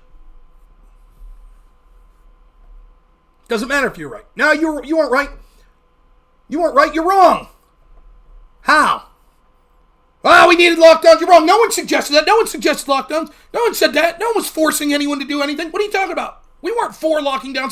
Go to Randy Weirgarten, who was the head of the largest teachers union in the country that advocated for lockdowns and work from home and all this shit for teachers. Now she's just straight up getting, well, we never said that, she says. We never said that kids shouldn't be allowed to come to school. That's ridiculous. Who would have said that? We would never say that. That's exactly what they said. When Biden's team at one point was signing a memo like, we recommend that kids go back to school, that teachers union and Randy Weirgarten wrote letters to the Biden White House that got them to then reverse their decision.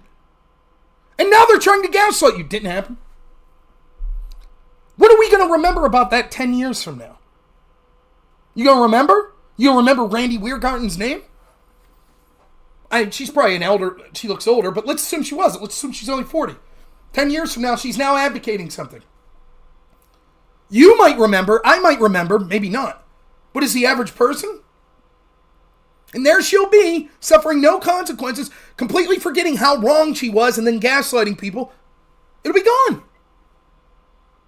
Look at it this way. How many people remember the shilling for the Iraq war that so many of these Republican commentators that are on CNN, your Bill Kristols of the world, your Michael McCalls of the world, I'm a Republican, but I can't stand Trump. And we need to fund this war in Ukraine, and we need to fund Israel, and we got to do all this. They were the same people telling you in 2003, Osama bin Laden was friends with Saddam Hussein, and Saddam helped with the 9/11 attacks, and weapons of mass destruction, and blah, blah, blah, blah, blah. Same people. No consequences. In fact, most of them were promoted. They were hated by the left at the time. Bush lied, people died, Cheney's a monster. Now Bush is great and Cheney's great. And all those right-wingers, neocons are great now. They're great, they're awesome, says the average lefty.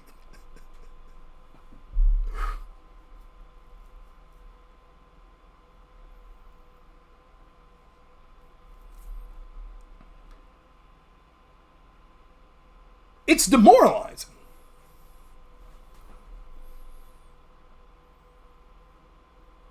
But it's also inspiring. When you see the caliber of people we're dealing with, I'm not saying I'm right about everything. I'm not. I'll fully admit that. But I'm making an effort. You might disagree with me. I'm making a fucking effort to deal with arguments. They just deny reality. That didn't happen. Mm-mm. Nope. Didn't happen. Her report didn't say they weren't charging Biden because he had dementia. What are you talking about? No one suggested lockdowns or shutting downs. No one forced anyone to do it. How many times have you heard? I can't tell you how many times I've heard the argument. What lockdowns? There weren't lockdowns. How do you respond to that? What? What are you talking about? Why do I even have to dignify that with a response? Here was a good one, right? Yesterday or today. I think it was Gary Kasparov, the chess player. I was fucking with him on Twitter a little. He says, now is the time. We must stand up to Putin. We must do it. Hillary Clinton just gave a speech. Maybe she should run. Maybe it's time for Biden to leave. Hillary would be strong against Putin. I said, what makes you think so? Hillary's team actually colluded with a suspected Russian spy to influence the 2016 election. Now we have reporting, which I talked about previously, but now we have more proof of it, that actually there was significant evidence that John Brennan at the CIA found that actually Russia wanted Hillary to win in 2016. And then John Brennan at the CIA covered it up. We know that Bill Clinton at one point met personally with Vladimir Putin, then a couple weeks later gave a speech where he was paid $500,000 from a Russian state-owned bank. $500,000 for one speech 2 weeks after he met with Putin. And then coincidentally, his wife's State Department voted for the Uranium One deal, which sent 20% of our uranium rights to Russia. I know that. So if we're concerned about connections to Russia with Trump, why are we supporting Hillary Clinton? And then this is what people would respond. Trump colluded with Russia. Trump colluded with Russia. He colluded. It's like they completely ignore the Hillary Clinton part. Or they'll just say, that never happened, that lied. Who told you that, Fox News? You're living in a fantasy land. We have proof for all of that. In fact, if you are talking about Russia collusion and you don't know that the Steele dossier was sourced by a Russian who was accused of being a spy, you should probably just shut up about the whole topic. Yeah, well, Destiny's full of shit in that point, Santa Claus, if that's what he said.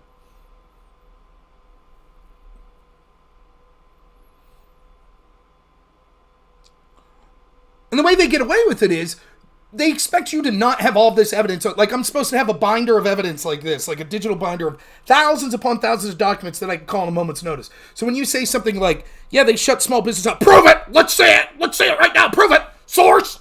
Let's say it! Okay, let me look. Then you'll bring it up. Oh, okay, moving on. That's what they do, right? Go back and watch that debate I had with Destiny way back when. Like almost 2 years ago now. Maybe more than 2 years. I'm politically provoked. Trump on COVID, he got people distrusting the vaccines. What are you talking about? One of the things that conservatives are pissed about Trump about is pushing the vaccines. I don't know that I've ever heard Trump cast shade on the vaccines, to the chagrin of many people who are or would otherwise be Trump supporters. But I remember Joe Biden, Kamala Harris shitting on the vaccine. Nah, bullshit, prove it. Okay, then I read it. Here it is. Who said that? Joe Biden. Oh. Anyways, moving on to the next subject. How many times do I debate that? And that's one thing Destiny's, it's strategically very good that he'll do. Source. And I'm not saying it's bad. Sometimes it's worth it for certain things.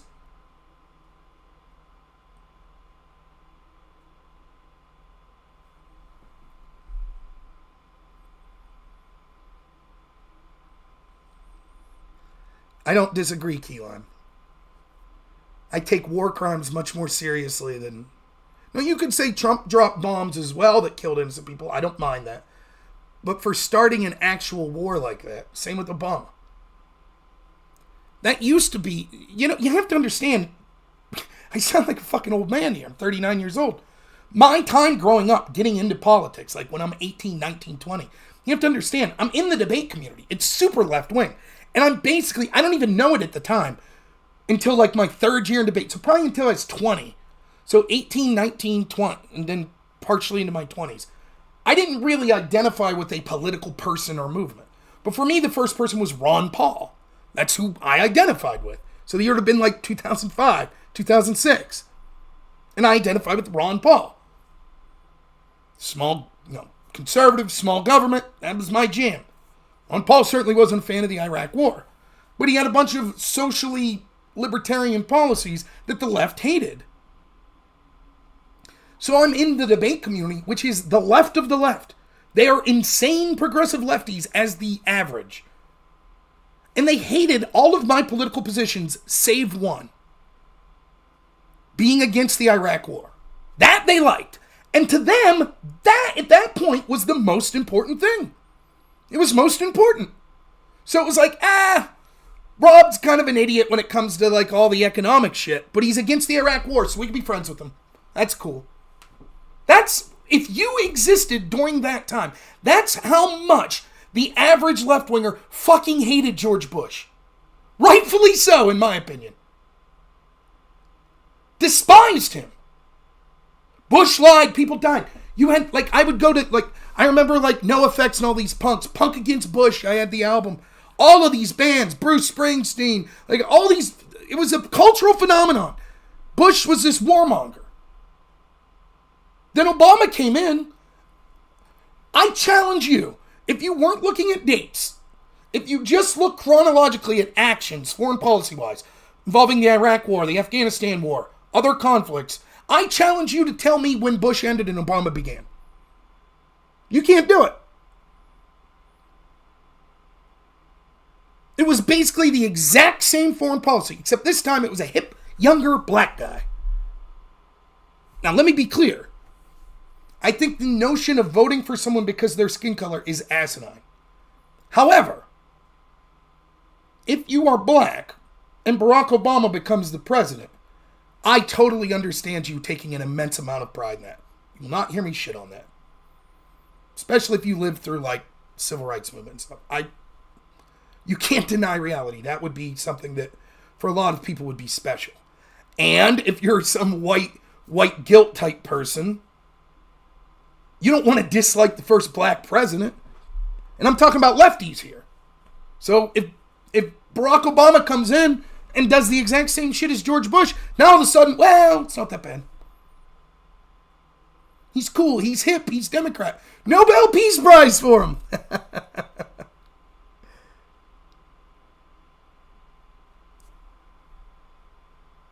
I say it all the time. One of the biggest propaganda victories I've ever seen in my life. I lived through that. I saw people who would physically, like, change, like, shake with anger at the mention of George Bush, like they do with Trump now. It's worse with Trump, but it's similar. That fucking into it, because I'm talking about, I was dealing with some radical lefties. Those people have gone from the most distrusting of our foreign policy class to their most ardent defenders in two presidencies. Obama, Trump. Why? Because that foreign policy class allied with Obama, and Obama was hip and cool and the first black president. So, well, maybe it's not that bad. And then Trump was at odds. And Trump is the devil. He is evil. He is a Nazi. He is a racist. He is a rapist. So now foreign policy good. Orange man bad, foreign policy good. Military-industrial complex good now. It's good. Under Trump, or under Bush, horrible, bad, war criminals. Under Obama, oh, well, Obama's kind of on their side, so. And under Trump, oh, they don't like Trump, they must be great. It is one of the most impressive propaganda victories. They didn't take people on the fence. They were like, well, and now they're like, you know what, now I agree with the U.S. foreign policy, military-industrial complex. They took the most adamant haters and made them the most adamant supporters. Regardless of what you think, and that is a scary thought that succeeded, you actually have to tip your cap and say that is absolutely fucking amazing. That is if you existed outside this timeline and you're some different species 5,000 years in the future looking back on Earth, and you see that, you'd say, fuck, that's impressive. Because the consequences wouldn't affect you. You'd be like, wow, purely strategically, that is an incredible victory. And they did it. Someone says, don't forget to like. Thank you. Says, bro, I fell for it. I voted for him because he's black. However, I did realize that day I shouldn't vote. Because I'm left, I just voted Democrat in every choice, not knowing what I was voting for. Yeah, and I'm not shitting on people for that.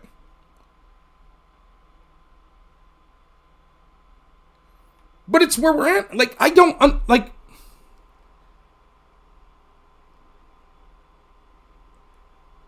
again, we go back to the Mike Benz thing, which hopefully I'll be watching his video on stream and later in the week and talking about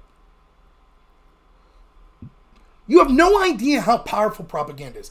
For example, let's say you disagree. I don't know if there's anyone in the audience that disagrees with me at this point, but let's just focus on what our CIA does in sort of color revolutions. Does anyone deny when Mike Benz says, look, our intelligence agencies thought that the internet was a great tool for them to influence foreign elections? Does anyone deny that? To influence foreign culture, foreign elections? Does anyone deny that that is a belief that the CIA would have had? That they would have said, great, let's use this tool. We think it could be incredibly helpful for us to influence people in foreign countries in areas that we, countries we are at odds with. We don't like the regime in Egypt, maybe.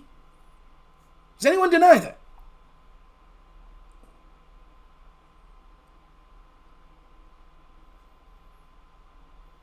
I mean, I think it's quite clear that that's true and that the results speak for themselves. And it's not just me saying this. People involved in the intelligence network would say, yes, we've used this very effectively in other countries.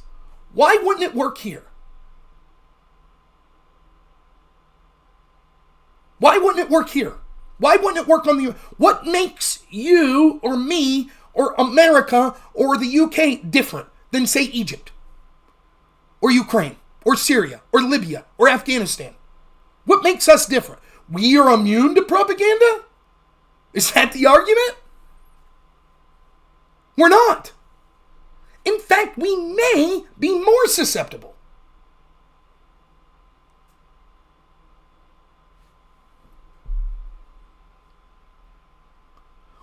Who would have the hubris to say it couldn't affect me? I'll fucking admit it full on.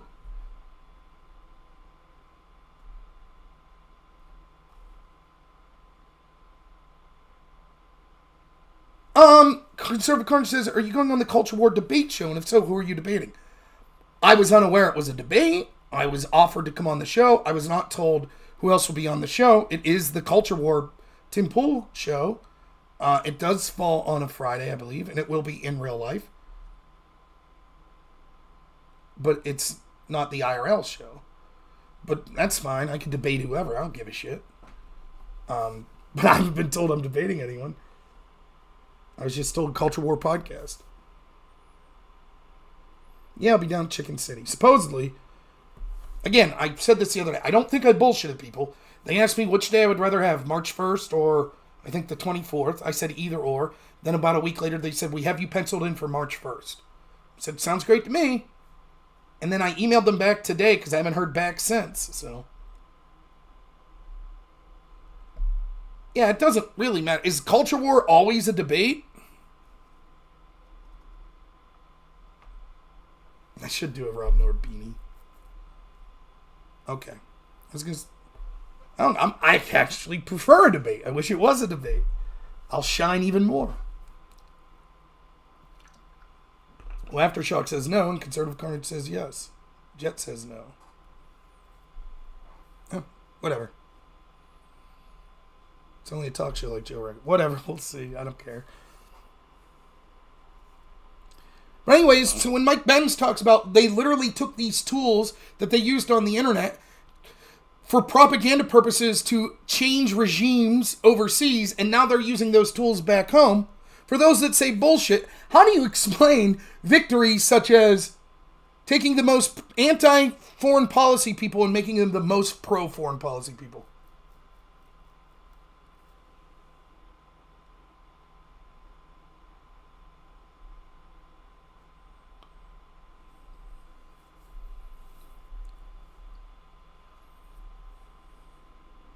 And I talk about this all the time. Imagine what it would be like to be on the side of that. Imagine how easy it would be.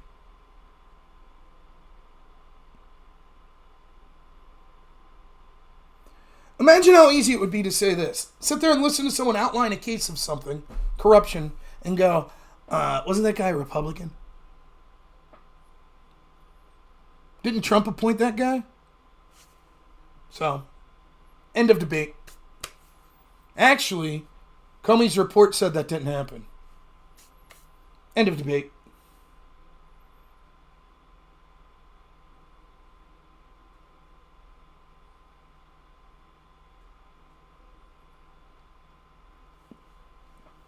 That's it. That's how easy it is for them. Do you trust any institution at this point? I don't. Trust the scientific community that bullshitted you about COVID? I don't. Trust foreign policy people that have lied to you and over? Nope. How about the economic people that told you there's no crisis at the border and it's good for the economy? Nope. Or that the economy's doing great. You trust them? Nope. But they're writing all the reports. So I could see real world shit. I could see like, geez, all these illegal immigrants are coming in. And they're coming into communities that are desperate to get them out of there. Because they're making those communities worse. And then I'm debating someone and they say, no, this report from the Cato Institute says they're great. They help the economy and that they commit far less crime than actual citizens of this country. They're great. Now, the Cato Institute has a financial incentive and a policy incentive to come to that conclusion. But when I'm debating that person, it comes off as, oh, they got evidence on their side. Look at that evidence. Wow. They're great. Then all of a sudden you start sending them to blue cities and blue states and they're like, wow, we don't want these people here. Why? What about that report from the Cato Institute? Didn't anyone read it to Mayor Adams? Here's what the Cato Institute said. It says it's great for you, but it's not. It's costing us all this money. No, that can't be true. The Cato Institute and all these left-wing, libertarian and left-wing groups, they all say it's good. It's all good. I've debated it for years. That's what they told me. It's all good. No limit. Always good. When should the shutoff be? I would say, no, we're not wear clothes. Okay. No crisis at the border. You're wrong. Didn't you read the statute? Didn't you read the Statue of Liberty? Give me you're tired, you're weak, you're poor. Come on, Mayor Adams. But that's what it's like to be on the pro-propaganda side. I said left-wings or libertarians. Cato Institute's considered a libertarian group, but therefore cheap labor.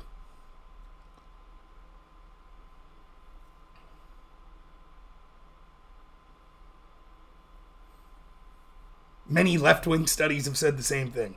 Big government left-wing study. Legal immigration's great.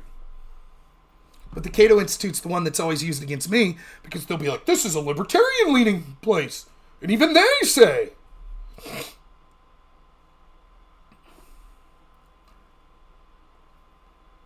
You believe law enforcement experts in this country that say the biggest threat to the country is white supremacy?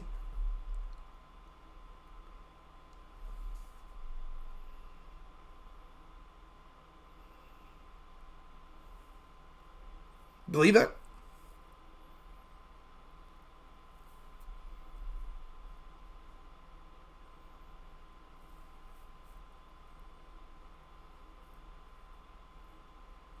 That's what we're told.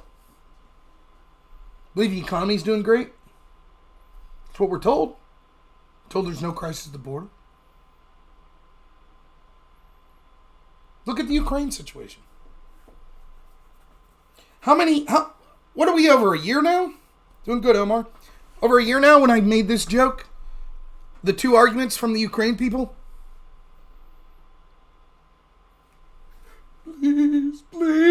Please, hand in hand, please give us money. My God, we need your money. Please send it to Ukraine. We have to fight them over there so we don't fight them over here. Please send money, my God. Please, they'll ravage through Ukraine and be in NATO countries tomorrow. We'll be at World War III in Poland. Please give us your money.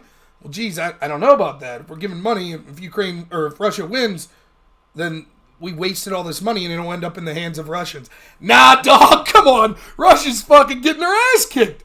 They don't have a chance. Every day, Russia getting their ass kicked. Paper tiger, man. Don't you know shit? Ukraine's beating their ass. It's over. It is over. Ukraine got this shit wrapped up. They got this shit wrapped up, man. Russia got blown the fuck out. It is over. It's all over, baby, so you don't have to worry about that. Oh, great. I guess if we don't have to worry about it, we can stop sending money. No, you must send the money.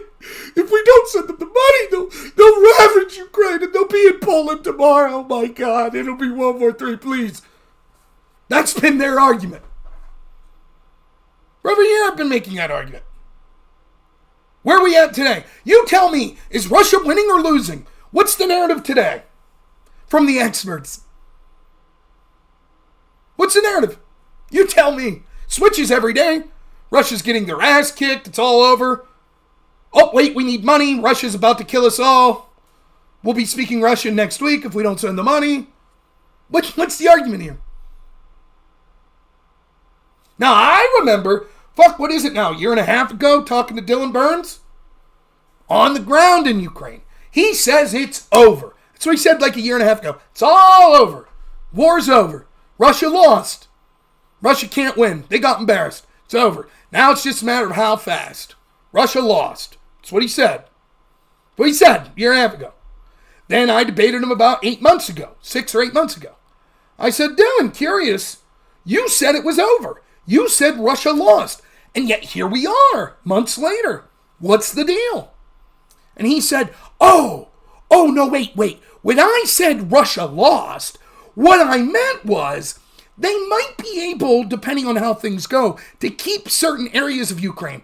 But they're not going to be able to advance to Kiev or any other countries. Like, the best Russia at this point could ever hope for would be to make it into Moldova. But they can't get into, like, Europe. They're not going to get into NATO countries. Okay, so now he switched. Now when he said they lost, he meant, well, maybe they didn't lose, but they're not going to be able to get into Europe. That's what he said, right?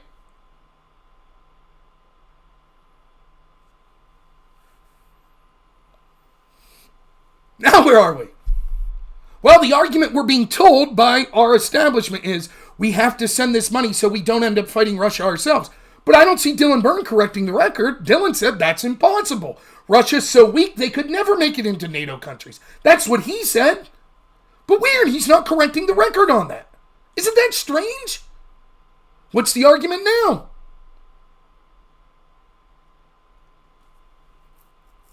Was he wrong then or is he wrong now?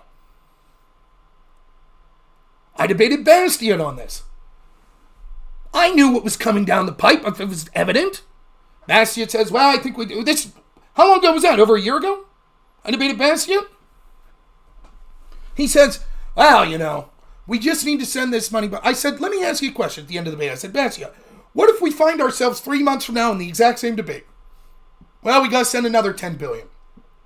What's the cutoff? Well, I don't know. Right. Infinite. That's the cutoff. They try to show you this. If we just this one more time, it would end it. If we just send this money, just this time, that'll be it. Just this one time. One more, please. Okay, here's the money. Okay, we're going to need money again. We're going to need... I know we said last time was... but this time, just one more time. One more, just this time. Okay, here's the money. A little awkward. I know we said last time was it. But just one more time. Just, this is it. For reals. For reals, this is it. Okay, here's billions more. Excuse me.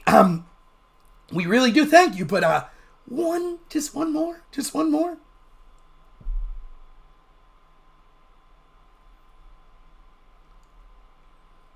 Meanwhile, you tell me who's suffering the most. Who's losing in this situation and who's winning? Anyone?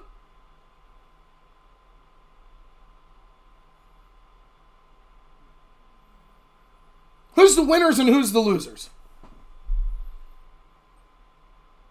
Well, let's start with the winners. The winners are the people making political hay out of it. The people that are getting this money in Ukraine and probably kickbacks in the United States, that the money just goes missing. And they're ending up with yachts and big houses. They're winning. The people that are getting paid to make weapons, military-industrial complex, they're winning. They're doing quite well. What about the people of Ukraine? They winning? No, they're losing the most. The people of Ukraine are losing the most. An entire generation of men pretty much decimated to the point where they're now drafting women. It's terrible. They're fucked. They ain't winning. And it's horrible. What about the taxpayers back home? Nah, we ain't winning. We lose again. Time to pull yourself up by your bootstraps a little more, just like with COVID. Isn't that amazing? All these big, far-reaching policies, massive spending and shit. It's always a transfer of wealth from you, the working class, to the fucking upper class. That's what COVID was. That's what the bailouts and everything was. That's what you got to sacrifice more. We know. It's Putin's war. We got to sacrifice more for Putin's war. Send billions more. Not the rich. The rich don't give a shit. Most of them are benefiting. But you, sorry, got to sacrifice more.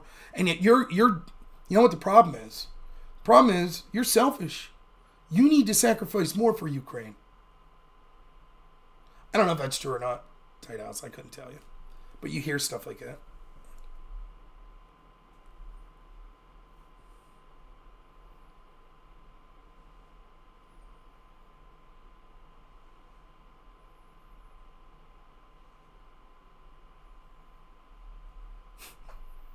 It's shameless. They don't give a shit.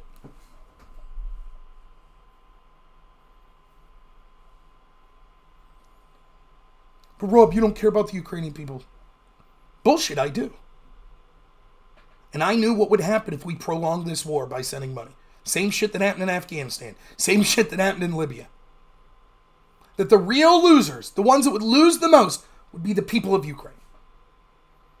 And what they'll say, no matter what, they already have the built-in answer. Same with remember I debated that Kevin Castley guy about Afghanistan? 20 years we were in Afghanistan. Trillions of dollars spent. 20 years, trillions of dollars. We leave and it's a fucking disaster. What's his argument? We should have spent 4 times more money and stayed there another 40 years. I don't remember exactly. But that was basically his argument. We should have stationed like tens, if not hundreds of thousands of troops there. And so eventually, when the United States says, okay, that's it, we're not sending you more money, people like Dylan Burns, inevitably, when Ukraine collapses in, will say, this is your fault. The people that wouldn't fund it. It's your fault. So if you don't agree to fund it forever, it's your fault. Now he knows damn well it won't be funded forever. Eventually, the people in the military-industrial complex claiming to care about Ukraine will move on to some other place. And then Ukraine's fucked. Just like Afghanistan, just like Libya.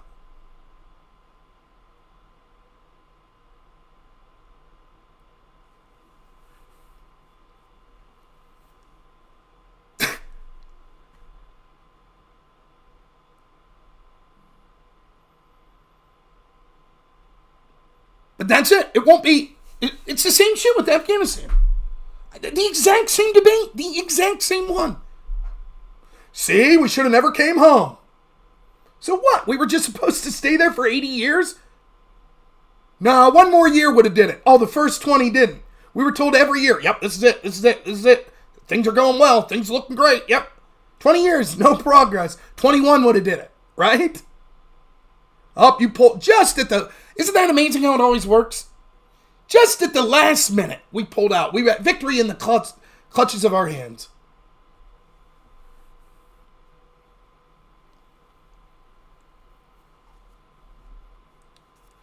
All right, anything anyone else wants to talk about? Probably wrap up by 11.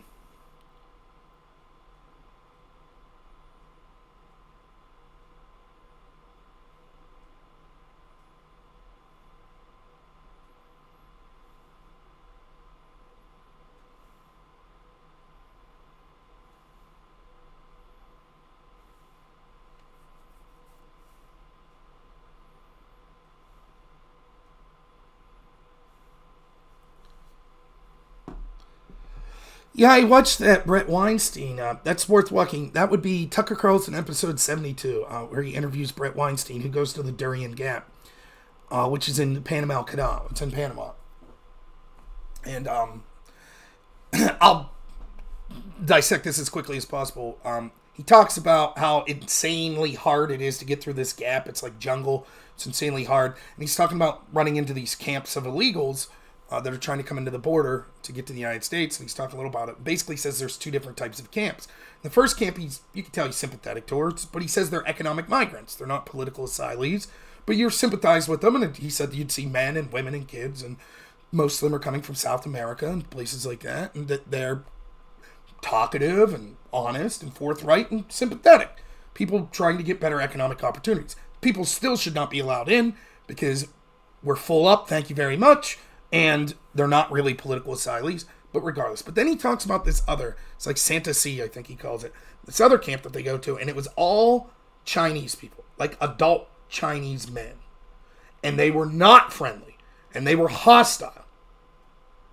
And you weren't allowed in the camp to talk to them. And he's like, and here's the important part about this. So he's like, I'm just speculating. They're probably not going to be friendly to the interests of the United States. They probably were sent by the government of China. These aren't people necessarily fleeing China. They're people still working on behalf of China. And he outlined some scenarios that could be very devastating. But I'll just say this. Why is it that with certain things, we have to look at low probability worst case scenarios and sacrifice a bunch of rights? For example, we had to have the Patriot Act to fight against terrorism. We had to go into Iraq because of weapons of mass destruction, right? We had to be in Syria. We had to have lockdowns because of COVID. All of these are because there could be low probability events that would, like terrorism, that would cause high casualties. And so we were told, for your security, we need to take these actions that will end up hurting your liberty and hurting your pocketbook, but it's worth it for the security. And yet, with the open border, not the case. Why is that different? Why is all of a sudden that security-minded calculus, why is it completely inverted? All of a sudden, when it comes to the border, now we don't look at low probability significant threats. We don't look at them. So the argument we're being told is, we still have to, they're making this argument right now. Right now, the FBI is making this argument. We can't reform the FISA process because the thoughts of terrorism in this country are so significant and so scary that we still need to be able to wiretap and spy on Americans. So we can't reform the system. Even though it's been shown that we've used it corruptly because that's the threat of terrorism. And yet the border is unsecure.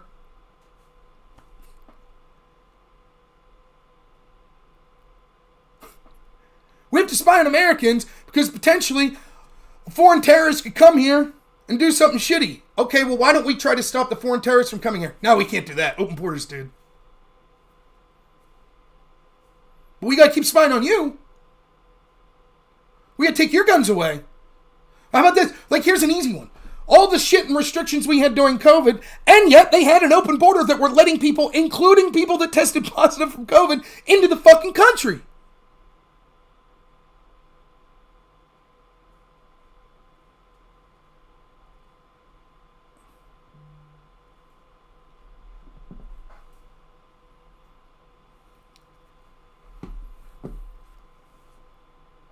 So what's going on? I mean, I've given my opinion of what I think the open border. I think that these are globalist institutions that want to erode national boundaries and want to make people dependent on the state so that they can usher in a global order where you are reliant on them and therefore can't challenge them.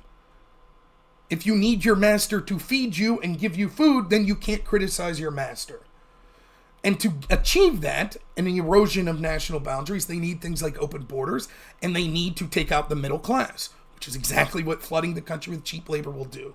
It changes the demographics, it demoralizes people, it changes the culture, and it makes the wealthier wealthy because they have cheaper labor, and it hurts the people that are competing against that cheap labor. Border bill was terrible. I went over it a lot in the channel.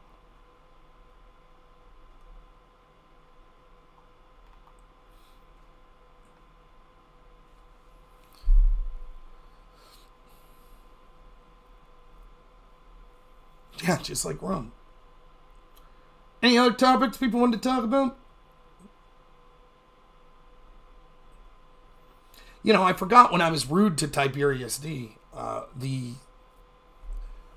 thought it was because he embraced lockdowns, but now I remember it was he embraced vaccine mandates and firing people that weren't vaccinated. And why I was so frustrated, two things. One, because he's supposedly like right-winger. And second, because when someone says something like that, I say, what was the evidence you were looking at that made you reach that conclusion? See, this is what infuriates me the most about the COVID lockdowners and the vaccine mandators. You show me the evidence you as an individual were looking at that said, yep, I'm for that. What did you see?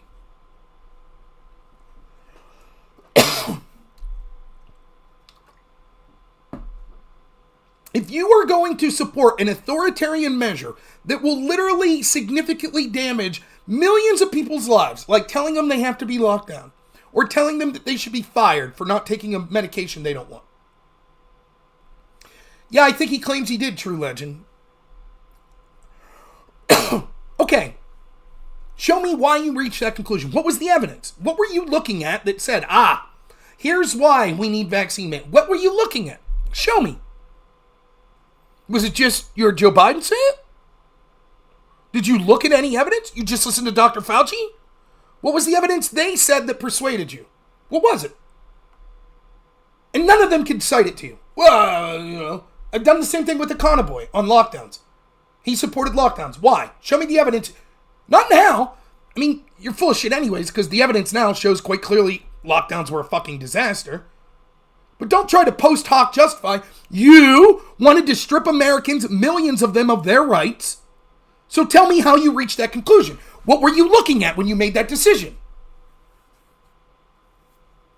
Right, that's what it was, Bandit. Because the experts said, I didn't want to look into it. Right. Then fuck you, you're not a constitutionalist, a conservative, or anything like that.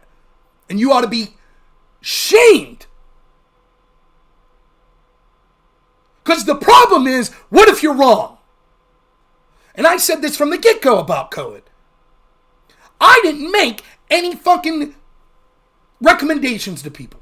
I'm a fat, out-of-shape, 40-year-old dude, almost 40. If you're taking health advice from me, you're screwing up. Period. You should consult a doctor that you trust and make the best decision for yourself. That's what you should do.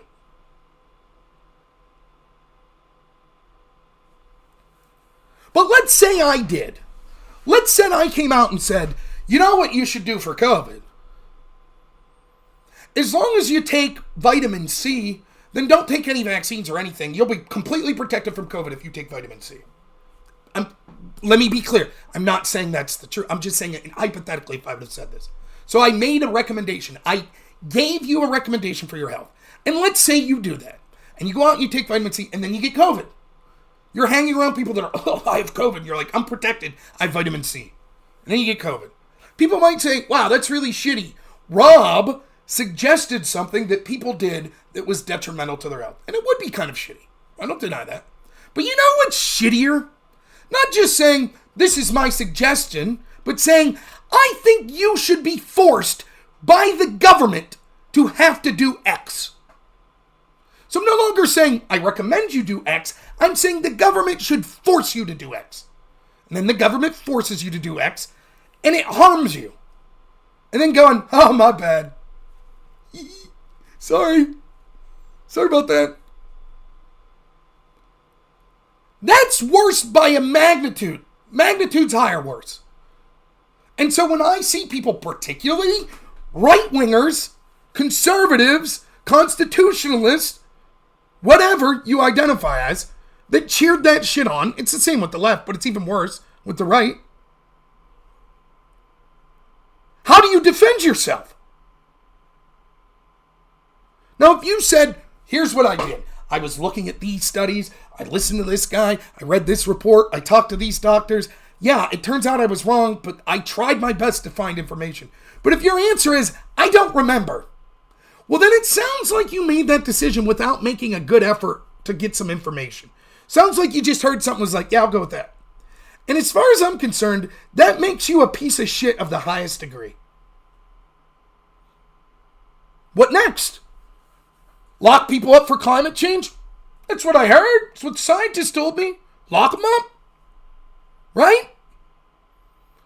Then when we find out it's all bullshit 5 years from now and people languished in prison for 5 years, we going to say, sorry, I did the best I could. Really? What was the evidence? Well, I heard someone say it.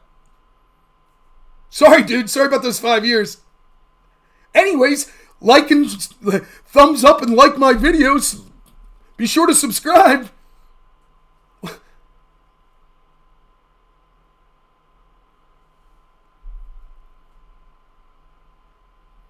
My projection is heavy? Is that what you're saying? I don't understand what you mean. Go ahead, Joe. Joe's got a question for me. With a name like Joe, how could I resist? Strong, one syllable. Let's go.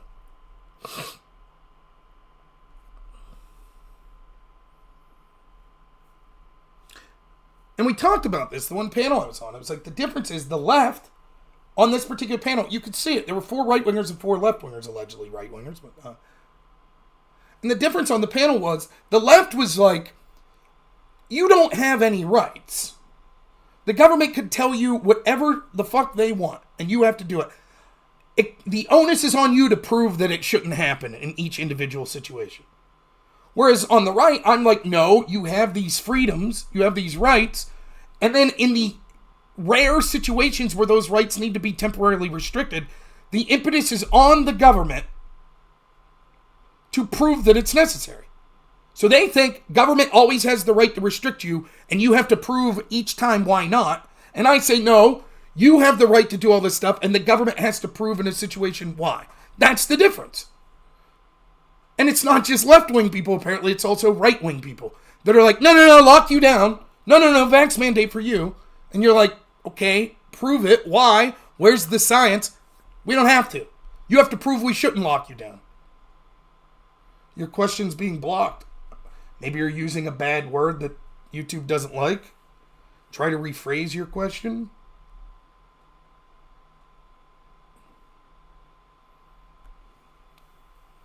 YouTube's weird. There are stupid words sometimes that they ban. I assure you it's not me doing it, though.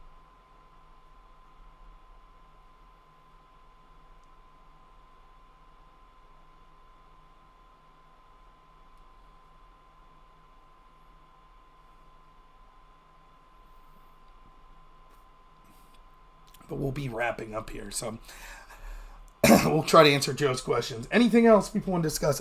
My schedule tomorrow night, probably not going to stream, but maybe I'll surprise you. We'll see how work goes. Definitely not streaming Tuesday night. I'll be taking my son to his first hockey game. Did I see your discussion topic, conservative? No, I don't think so. Talk about the Tucker Putin interview if you can. If you need a breakdown, don't know many other comment through the stream crashed. Yeah, I haven't really talked about the Tucker Putin interview except with my friend Carlos on the phone. So, okay. I am of a strange camp on the Putin interview. I'm not just Putin's evil, fuck him no matter what, blah, blah, blah. Like, Tucker's a sellout for even interviewing him. That's not me. I also am not of the camp that I think that Putin knocked it out of the park. I don't think that. First off, Tucker had every right to interview him, and I thought Tucker did. Actually, my guess was Tucker wouldn't push back on anything. And you can almost hardly blame him because he might have just been jailed right there. I mean, thank God he wasn't interviewing Zelensky or he would have been imprisoned, right? But he did push back. He pushed back on Gershkovich or whatever, the U.S. journalist. He pushed back on that and some other things. But, so, okay, whatever. I thought Tucker did better than I expected. Tucker clearly had an agenda that what he thought Putin was going to say and would be most persuasive to an audience back home. And that was making the argument that basically it's not that the presidents are running the show. It's sort of the deep state or the CIA, the intel, and stuff like that. And they kept aggressing to Putin and Russia over and over and over again to where Putin felt like he didn't have a chance, but he had to fight back. It is clear that's where directionally Tucker's leading the interview. Putin is almost immediately hostile to Tucker. Like, almost immediately. Right? Super snarky. I'm going to give you a history lesson. Now, the history lesson proved that he's worlds above when it comes to general historical analysis above 95%, 99% of our politicians, certainly including Joe Biden. And let's be honest, Trump ain't going to give no history lesson like that. True. It's true. And I appreciate that mentality. I think that Putin, probably it went like this. I think people surrounding Putin were like, look, dude, this guy from America, Tucker Carlson, Putin probably knows of Tucker Carlson. And he's like, they're like, hey, you should really do this interview. I think it'll help get your voice out there to the West. I think it will. You know, and I think Putin's probably like, I don't know if I trust this dude. I don't know. That came across to me, that Putin was like, he made snide remarks. Didn't you try to join the CIA? Thought you wanted to hear an intelligent conversation. Joe, I have no idea what you're trying to say. I'm just...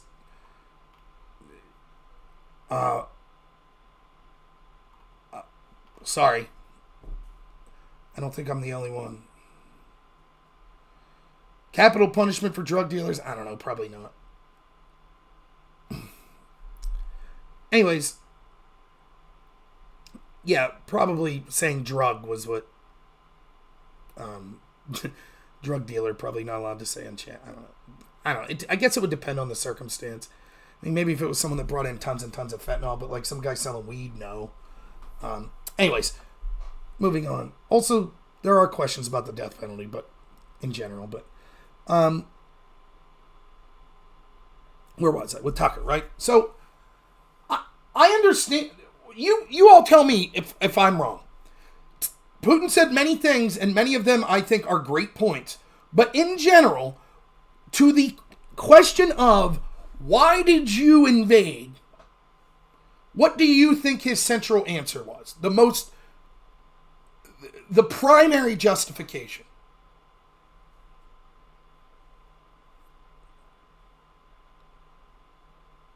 No, I don't think by any means that's the biggest subject to talk about. Yeah, I think Aftershock's basically right.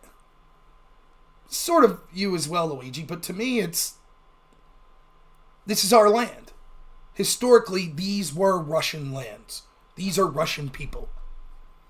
And through fuckery and wars and sabotage, it's been taken. Is that fair? That's why he's talking, going back to Catherine the Great, right? The historical nature of these lands. Webmaster, I'm not asking you if you agree with that or not. I'm asking, is that, to me, that's why he goes off on this half an hour spiel, right? That's what he's trying to claim. So some people are disagreeing. Webmaster, do you disagree with me? That's what he's trying to say. I know you're saying Putin's wrong about that, but isn't that what he's trying to say? To me, that was his central argument.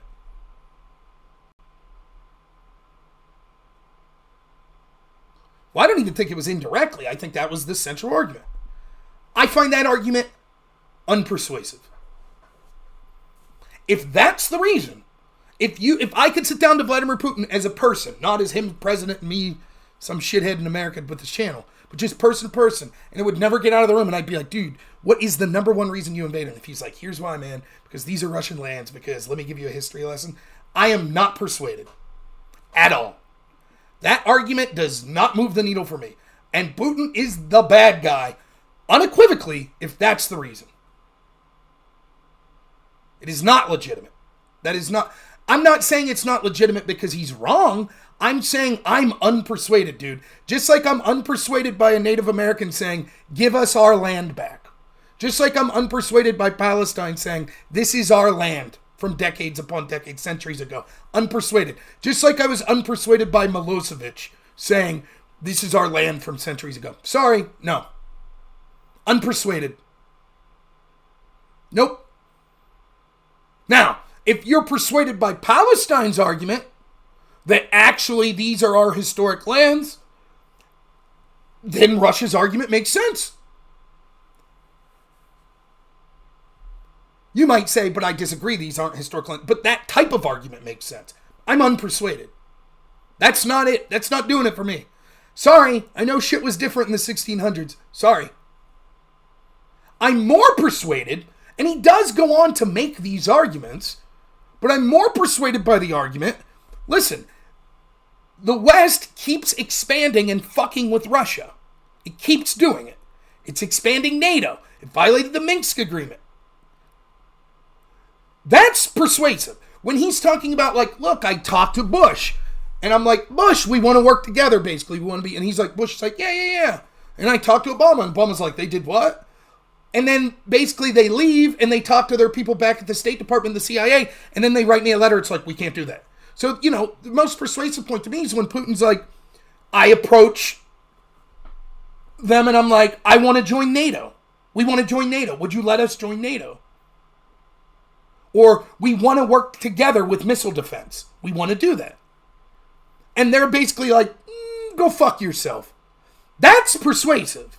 That I get. If the argument is, listen, they had a color revolution in Ukraine, which he says, the U.S. basically installed a puppet. They were fucking with a bunch of ethnic Russians in Crimea. We've had enough. We kept telling them we want a peaceful resolution. They keep telling us one thing to our face and then stabbing us in the back. We had enough.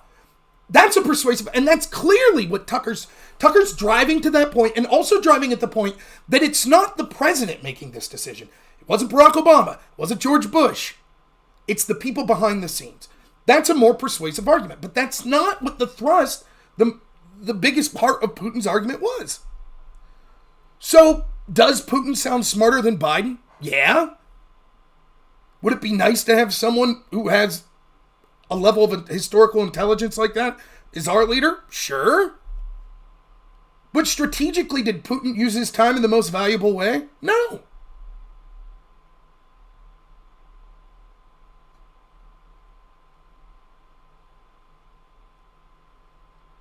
No, that's not. Why would that be me saying then we want to fund the Ukraine? Why do I give a shit? It's none of my business. Here's what I'll do. Bad job, Putin. You're wrong. Let's not fund the Ukraine. See? Simple. It is not the role of the United States to be the arbiter of who's right and wrong in international conflicts. To the extent that that would have been the role of the United States, one, we're suffering so greatly back home, that should no longer be the case, because if we can't take care of the people back home, we shouldn't be getting involved in these sort of international affairs. Secondly, because even if we did get involved and fund Ukraine, they're not going to win, and it's going to make casualties on both sides that are unnecessary be exacerbated. And thirdly, I don't trust the people that are running shit. So even if hypothetically we had really smart and good people that meant well, that could help Ukraine and it would be worth it, we don't have those people. We have a bunch of corrupt, crooked fucks that want to exploit the situation for their own financial benefit that almost always make the situation worse.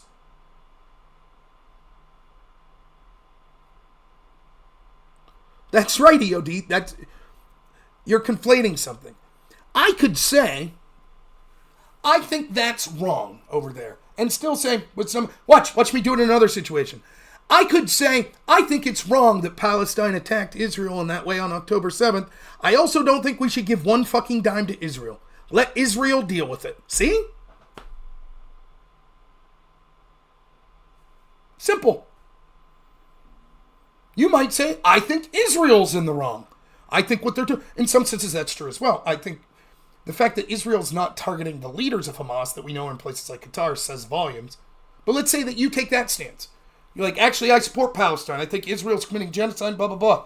But I don't think the U.S. should be involved. Sweet. Great. You can take a stance. You can say this is what I personally think. That's what I'm doing. When are we going to bring immigrants to my house for a tax break and cleanup? Probably not happening anytime soon.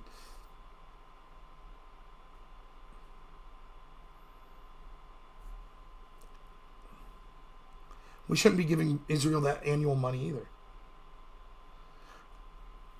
When's the last time any of y'all seen an illegal immigrant? I don't ask papers, please. That's more of a left-wing thing. But I stayed in my rural community mostly, so in Pennsylvania here. So I don't know when the last time it's debated some illegal immigrants.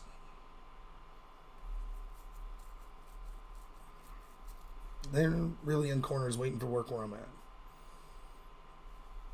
All right. We wrapping up?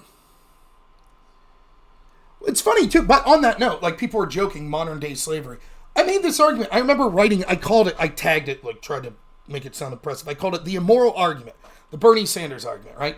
And oftentimes what you see is there's contradictory arguments, particularly in what these socialists put. Big government people, there's contradictory arguments, right? Because most of the time they're arguing from an appeal of emotion. And the problem is when you argue from an appeal of emotion, what happens is oftentimes you end up not making sense. You end up having contradictory positions because when you're just deciding things emotionally, it doesn't really matter if things make sense. So I remember writing about this in like 2017. So the Bernie Sanders argument was tantamount to this, or the argument people like him were making. They were like, illegal immigrants are good. We need them, right? Because they come here, and it's our right to treat them as, thank you, Bandit, I appreciate the subscription, I really do. We have to treat them like noble, great people that they are. And they deserve every rights that we have. Just because of where they are born in a different area doesn't mean that they deserve to be treated any less. They're great people. And simultaneously, if we didn't have illegal immigrants here, who would pick the fruit? The price of fruit would go through the roof. The price of avocados would go through the roof. Americans won't do those jobs because it's back-breaking labor. You understand what those two arguments are? One, we need to treat them just like me and you. They're great people. They're moral people. And second, we need them to do our back-breaking labor for cheap money so that I could have cheap avocado toast. Get it? Then when you bring that up to them, they go, oh, well, wait. No. We should pay them a living wage. Actually, they should be entitled to the exact same rules and regulations and economic benefits as an American. Right, but you just said if these businesses were forced to pay the wage that Americans would want, that the prices would be astronomical of food. That's why you want these people to come in to do it cheaper. And now when I'm like, but that kind of sounds like the rationale for slavery, you're like, well, no, we'll pay them. Right, then the prices will go up, right? Well, no. Well, they're happy to work for those wages. Right. And I remember I wish I had this. I remember I talked someone through the rationale for slavery. It was fucking great. I was like, okay, man, what if we did this? You allow illegals in if they have excuse me, some sort of agreement to work for a specific company. So let's say some corporation owns a fruit farm and they have an apple orchard. And so an illegal immigrant comes in and they go to the owner of the orchard and they're like, you're allowed to stay, but here's the conditions. We can't give you any money. But what we can do is this. We could put you in a house that we have on site. And you can't kind of leave because you're illegal. You're not allowed to leave. And if you do leave, well, then you're going to be punished. Right? So you have to stay here. And we can't pay you money. But we'll house you and we'll give you meals. But you have to work so many hours a day. That way, they would voluntarily it would keep our prices down. They'd be fed better than they were back home. I had people after people like, yes, that sounds like a great idea. That's slavery.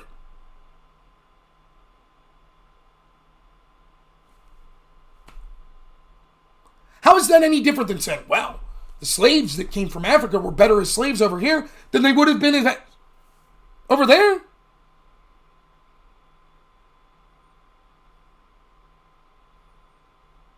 Yeah, Joe. Unpersuaded by your clearly bullshit arguments. How do illegals pay income tax if they're not allowed to be hired? They might pay sales tax. If illegals are so good, they get the evidence that they get government benefits is overwhelming. This is beyond debate at this point. And Joe, we know the traditional arguments. Illegals are better than Americans in every way. They're hardworking. They commit less crime. They're constantly an economic boon. They don't cost anything in resources and they only bring in massive amounts of money. And besides, their street tacos are way better than anything you eat. Except every time we send them anywhere, everyone that's there is pissed. That's odd, isn't it? If there's such a great benefit to the economy and they don't commit crime and everything about them is great, why is it that everywhere we send them is furious? Why does New York not want them? What do you mean? It's great. Send more. Great. I've been told they're great people. They don't commit crime. They don't use government resources. Can you explain to me why Mayor Adams is lying? He's saying we have to spend billions for these people. We're running out of resources. Why is the mayor of Chicago lying? You're saying they don't get government benefits. How can that be?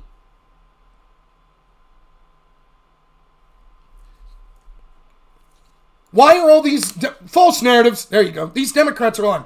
Think about this. So Democrats that called themselves sanctuary cities are now getting these illegals. And they're lying about how much it's costing them. Why? Why would they be lying? It's false narrative. Because they're racist. Hey, Joe. Thanks so much, though. I appreciate you being a troll. See ya. That's it. I've been quicker on the block hammer, too. I just don't give a shit anymore. Fuck these people.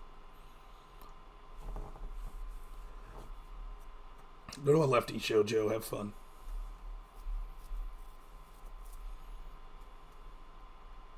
No, that's a myth, Luigi.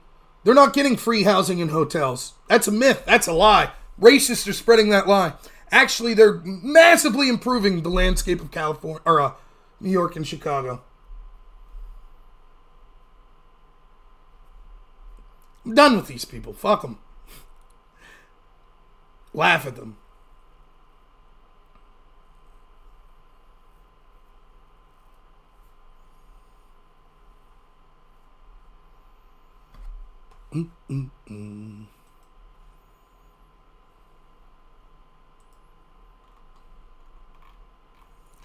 Oh, what's on X?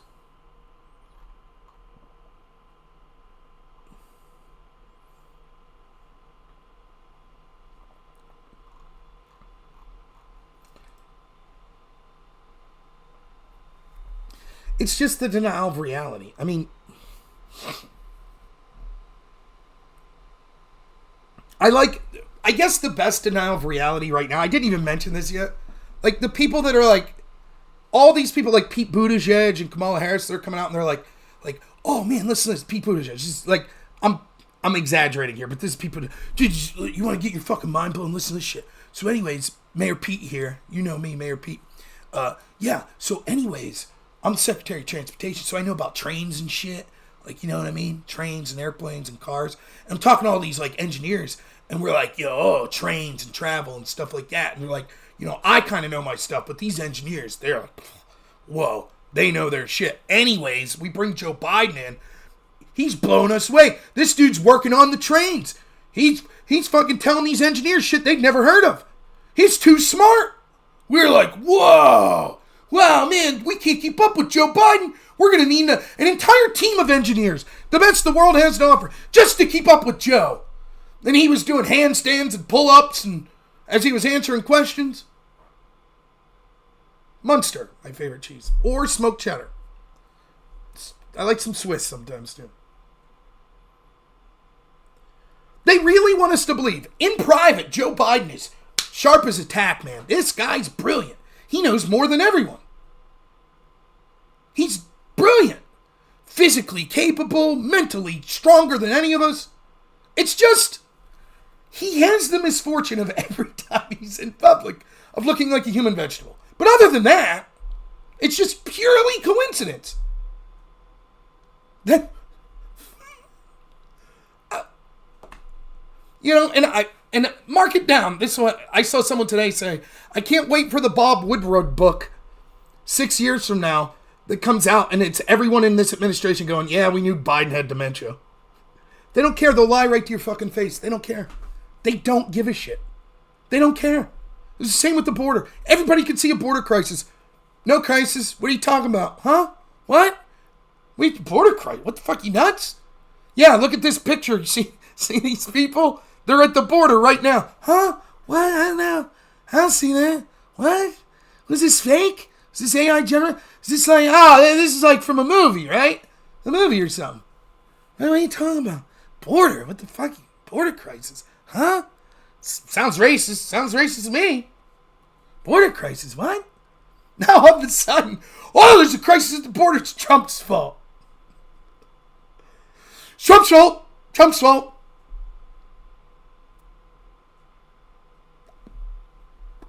And they'll say it with a straight face. And again, I go back to Pisco. Remember when I debated Pisco on this? Remember when they sent a bus of 50 illegals to Martha's Vineyard? One of the wealthiest communities in the fucking country? In the winter season, fall or winter, so it wasn't the big tourist season. So you had all these empty Airbnbs and shit. They couldn't handle it for more than 48 hours. They called themselves a sanctuary city. Remember? They put them on a bus out of town into some fucking military. Miyama! Miyama! I'm such a good person. I gave them Fruit Loops. Miyama! Miyama! Remember that? I think it was 50, not 15. 48 hours. That's all they can handle. Now, a rational person would say, yeah, fuck those people. Illegals still shouldn't be treated like shit, and I still think overall they'd be good to let in. But you're right, those people are shit. They didn't want them in their community. But no! No, they couldn't say that. So people like Pisco and many, many others said, well, they just didn't have the resources. That's the problem. All they had was Fruit Loops.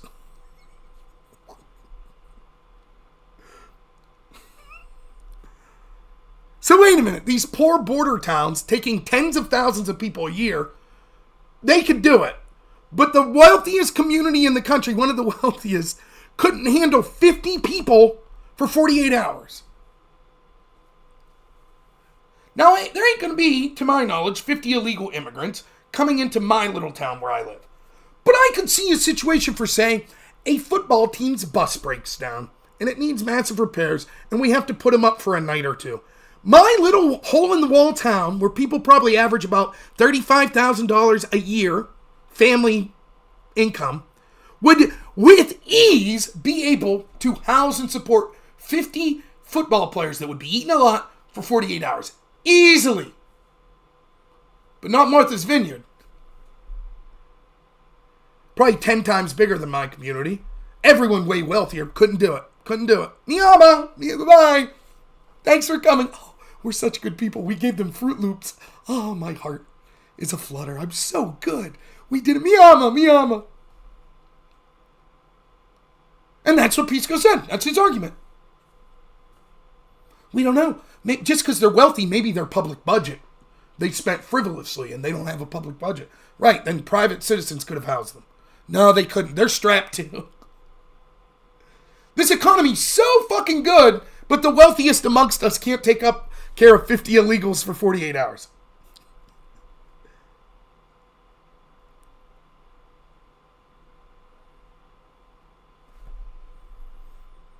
And we're supposed to believe it. What do you expect? It's the same guy that sees the Jamaal Bowman footage and says, yeah, he was trying to get out the door.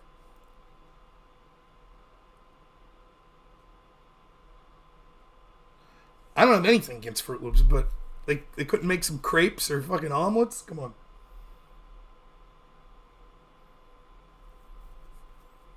But they're so good. Don't the people of Martha's Vineyard know how good for the economy illegals are?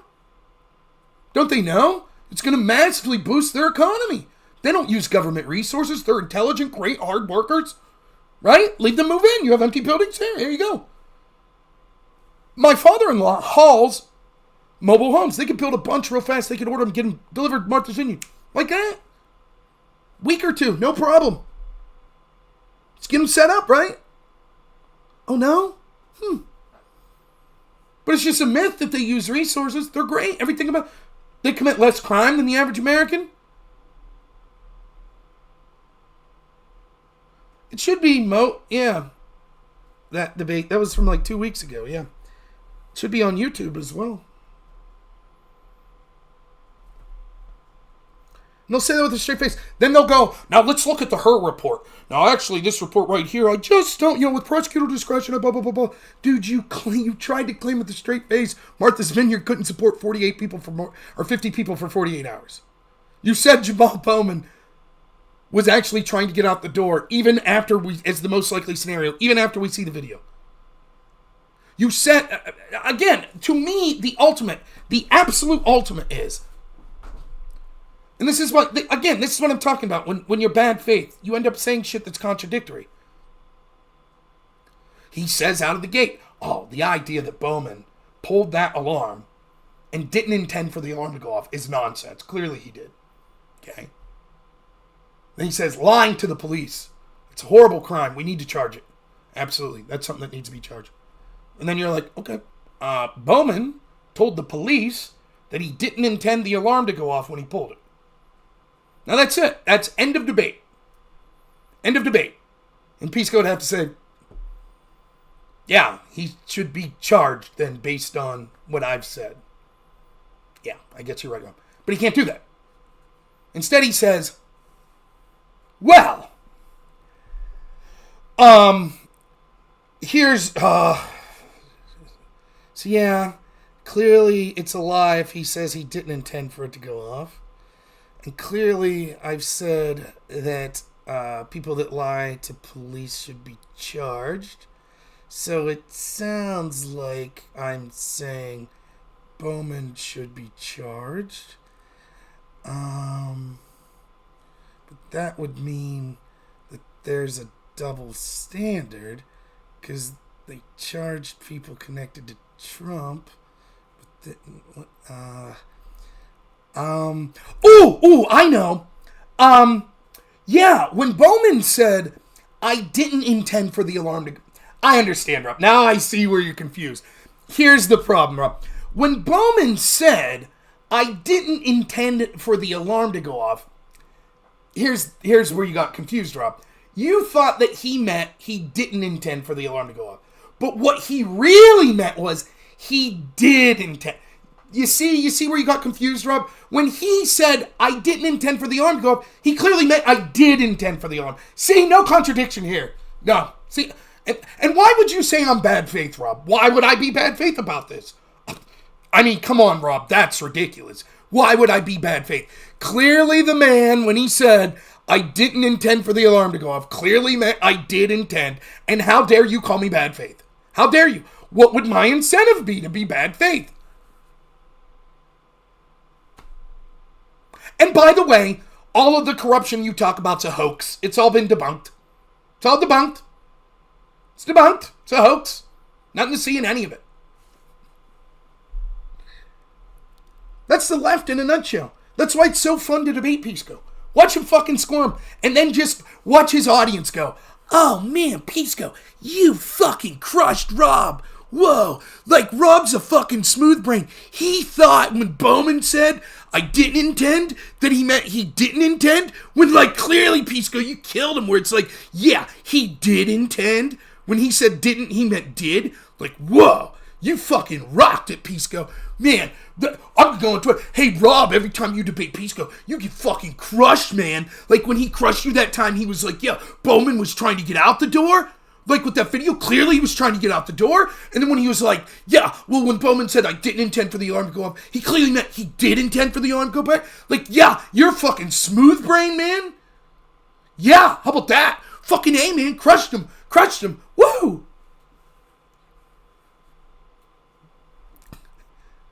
Let's tag this. Hashtag Destiny's audience. Yeah, come on in, man. Yeah, look at this. Yeah, like... You know how Pisco's like Destiny's sidekick? Yeah, like, yeah, check this out. What do you think, Pondering? Your channel's been growing. Like, Pondering will do side after him. Oh, man, Pisco, did you see that? Like, Rob thought Jamaal Bowman meant when he said he didn't pull the alarm. What do you think about that, Pisco? Rob thought he meant he didn't. Like, he took his words at face value. What do you think about that, Pisco? Wow, that's great. Oh, Rob, yeah, woo. It's laughable. It's just laughable. That's serious. For the end of day, and you can say what you want about me. You could say, I've made arguments that I think, in retrospect, were stupid. Like, I used to make the argument that, like, every single drug under every circumstance should be legal. When fucking take fentanyl, have at her. Dose her up, bud, then head to work. Stupid. I used to make that argument when I was young, like 17. I've said other things that maybe turned out wrong. I'm still predicting I don't think Joe Biden will be the nominee. However, I also predicted he wouldn't be in 2020. So I've been wrong. But you show me anywhere that obvious bad faith. Like that. Show me anywhere. Remotely close.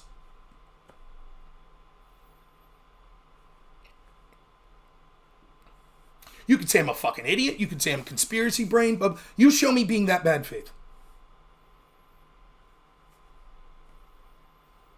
Why would you sell your credibility? And for what? Why would you sell your credibility like that? All these people on the left. Do you think Jamaal Bowman's like can come to your fucking house? Do you think Joe Biden's gonna like show up and high five you? What is it worth? Did you get 2 more subscribers or followers on your channel? Is it cool? Is it worth it? You did it, man? You got some attaboys by the people in your Discord? I don't know. What? Destiny gave you a thumbs up? Is it worth it? To sell out all of your credibility? So anyone that was maybe remotely objective and looked and said, maybe I don't agree with Pisco, but I think he's a competent person that's making interesting arguments that's worth listening to. And you pissed all that away. Why? For what? Yeah, that's a big part of it, Destiny Clout. Is it worth it? That's why it goes back. I'm going to play it one more time because I liked it. This little quote. This poem.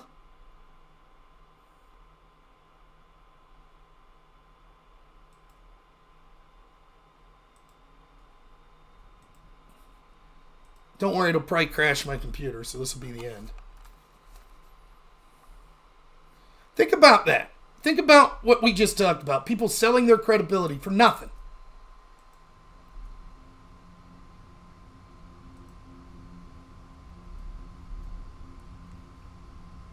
If you can keep your head when all about you are losing theirs and blaming it on you. Doesn't that sound like today? Every institution's telling you you're wrong. Don't believe your eyes. Do you know how much bigger my channel would be if I'd sell out, go Hunter Avalon style, and all of a sudden become... They'd welcome me. Rob's one of the best debaters we have. What a... He knew. He left the crazy right. Everybody's blaming people like us. Everyone's blaming people like me. Making the most obvious propaganda-ridden arguments. If you can trust yourself when all men doubt you, but make allowance for their doubting too. Which is exactly what I try to do. That's why I debate. All the institutions tell me I'm wrong, but I debate them. I try to take them seriously. That's why it's infuriating when you find out how bad faith 99% of them are. If you can wait and not be tired by waiting, or being lied about, don't deal in... I don't even have to talk about lies that have been spread about us, me and people like us. If you could wait and not be tired by waiting. How's my channel growth? I'm still a small streamer. I've been doing it for years. It's alright. We'll keep going. And lies. Or being hated. Don't give way to hating. People legitimately hate me. You can see it all throughout Twitter in the past 2 days. I've had people tell me they want me to die. I've had people send me threats. I've had people contact my work. People tell me they want the worst of things to happen to me. And I'm not just saying this is me. This is probably 90% of you that agree with me and are listening. And yet don't look too good, nor talk too wise. And that's one of the things I actually pride myself on. I think some streamers, even some I like, try to talk with $10 words. They try to sound like scientists or super intelligent people. I don't think I sound more intelligent than I am. I talk like exactly who I am. A fucking redneck from rural Pennsylvania that lives paycheck to paycheck.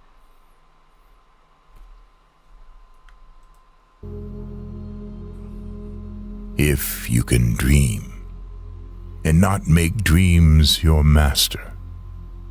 If you can think and not make thoughts your aim. And to me, what that means is I have a vision for what I want the country to be. I think about this stuff a lot. And it's important to think about it, but it's my family. That stuff comes first to me. So all the visions I have for what I think would make a successful country and how to stop this corruption, it's important. But it doesn't dominate my life.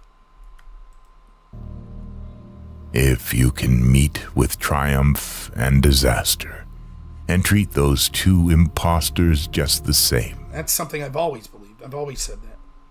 You know, in the words of Bill Belichick, no win's ever as good as it seems and no loss is ever as bad. That's how I've tried to approach life. If you get too excited about a victory, you become complacent. If you get too depressed about a loss, you'll never be able to recover. So you always try to keep things as even keel as possible. If you can bear to hear the truth you've spoken, twisted by knaves to make a trap for fools. Almost goes without saying. That would be any streamer, any right-wing streamer. That's all it is. Lies about me, twisting what I say. So what you're saying is, you support Putin? Why do you support Putin? What? You're racist. Or watch the things you gave your life to broken and stoop and build 'em up with worn-out tools. I mean, that explains anyone who cares about this country and pushes back against this corruption. All I see is loss after loss after loss. And the ideals that this country was founded upon that inspire me so much, constantly being moved away from. Loss after loss. Again, I'm always losing. Always. I expect it at this point. I still fight, but I see it broken and continue to try to pick it up. If you could make one heap of all your winnings and risk it on one turn of pitch and toss, and lose, and start again at your beginnings, and never breathe a word about your loss. Sounds like the 2020 election, doesn't it?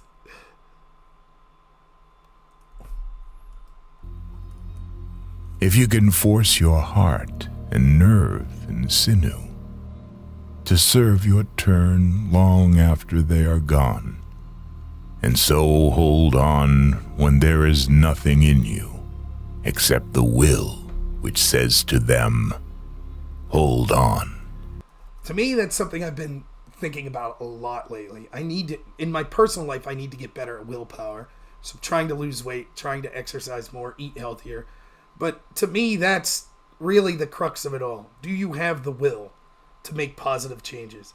At the end of the day, you could blame anyone you want. But at the end of the day, it's you. You're looking at yourself in the mirror. Do you have the will to do what's right? I hope I do. I hope that I'm exhibiting that.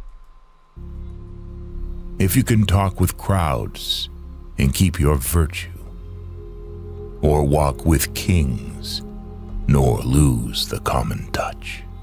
I mean, the second part of that's the old Dusty Rhodes, right? I've wined and dined with kings and queens and slept in the alley with pork and beans, right? That's legitimately how I feel. Can you talk with crowds and keep your virtue? I ain't selling out my credibility for some shitty argument. Actually, when he says that he didn't intend for the alarm to go off, he means that he did intend. If neither foes nor loving friends can hurt you, if all men count with you, but none too much. I think that's an important part, too.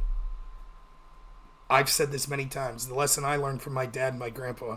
I'm not better than anyone, but no one's better than me. Now, it's not technically true. I'm better than a murderer, right? But the idea is don't judge people based on their station. Value everyone, but also don't be so impressed by someone that it's intimidating to you. If you can fill the unforgiving minute with 60 seconds worth of distance run, yours is the earth and everything that's in it. And, which is more, you'll be a man, my son. Anyways, I like that poem. I heard it for the first time today. I think that it exemplifies what I fail to be but strive to be. And hopefully I can get better and achieve to be that more. But I think because I try to meet a lot of the principles in that is why I'm someone that can talk about this stuff and lose constantly. And I don't mean lose that I'm losing the debate.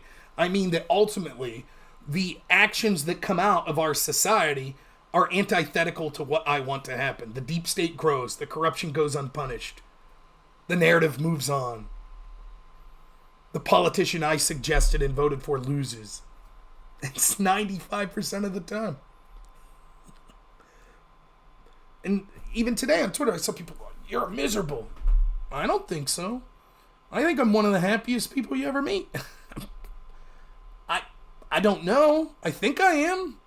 I guess I can't read inside other people's consciousness, but I love my life. I hope that comes across. I know I'm on here yelling and screaming and stuff a lot. To me, it's cathartic. I don't know. I think I see a lot of people, particularly on the left, that legitimately look miserable. I see them getting involved in this crazy drama shit and stuff. See it from me. Well, it's not to say my life might not take a turn at any moment. Maybe my wife decides she's had enough of me and we end up separating and I become incredibly miserable. It could happen. But right now I'm lucky. Right now I'm happy. Right now it's not happening. And I think one of the reasons is, the biggest reason is because I've surrounded myself with fantastic people. My family, my friends, and most of it's serendipitous. Like, I couldn't control where I was born and who I was born to, and that my parents were both really great. I couldn't control that, but it happened. But, you know, my wife, my son, it's fantastic.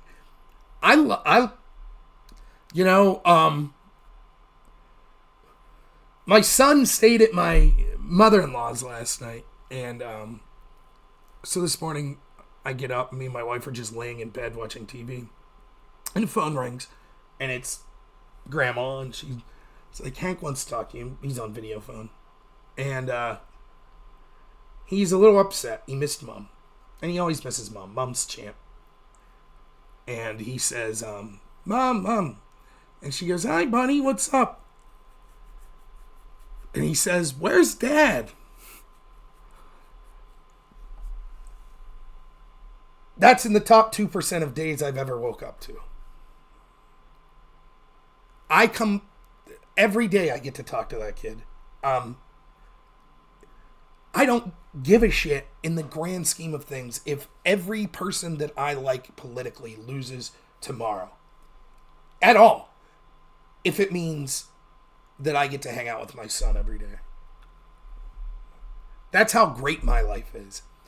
I talk about this shit. I think it's important. I'm real. I really believe this stuff. I do. I think it's important.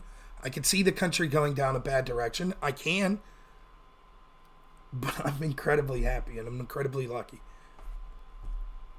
Tuesday I'm going to see Sidney Crosby and Evgeny Malkin and the Pittsburgh Penguins, taking my son to his first Penguin game with friends. We're going to have dinner. It's going to be amazing.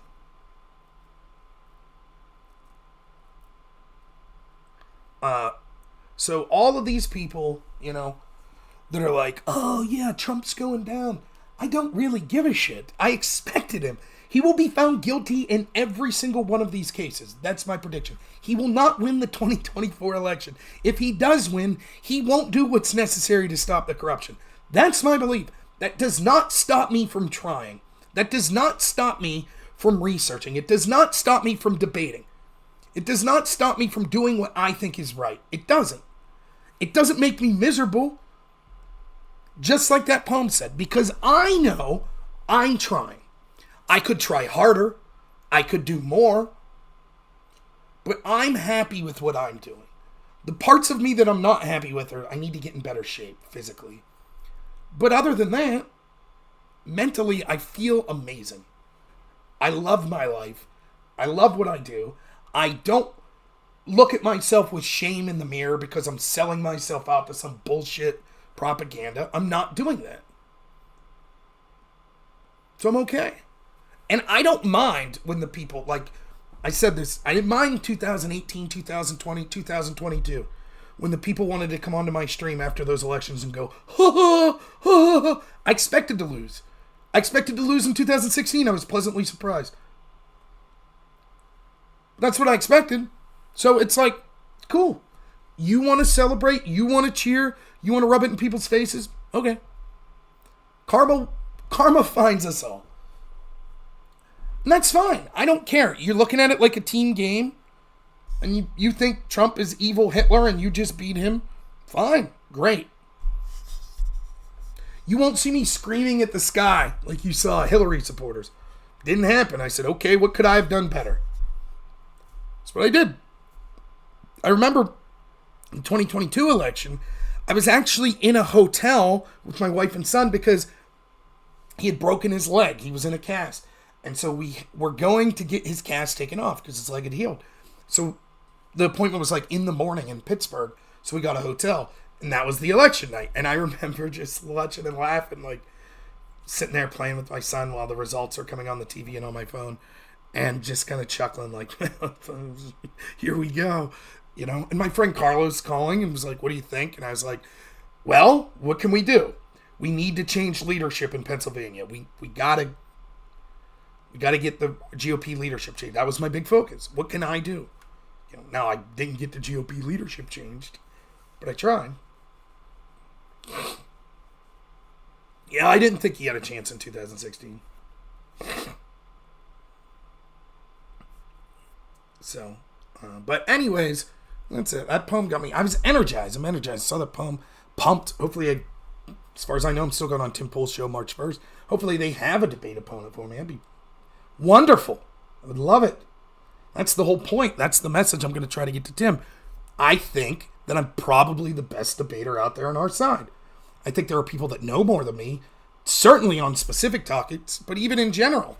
There are people that generally know more about this stuff than me, but I don't think they are able to cohesively put it in thoughts for people to easily understand, particularly in a debate format. Glenn Greenwald knows way more than me, yet I do better in a debate against Destiny than Glenn Greenwald, because I debate.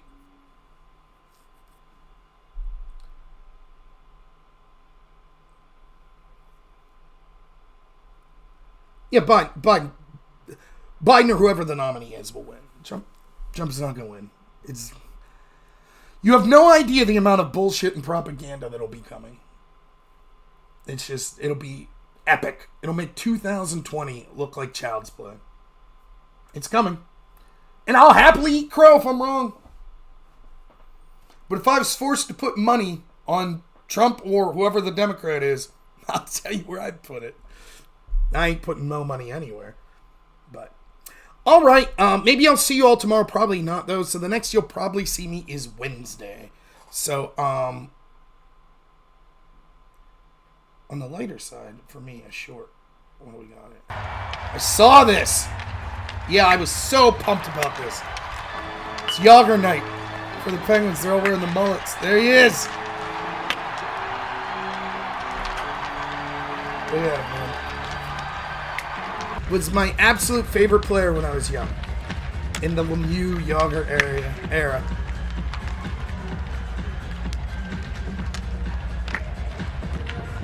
Look at him.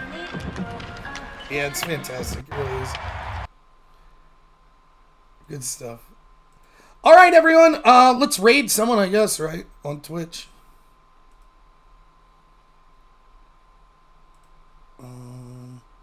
Oh, is Andrew on the Whatever podcast again tonight?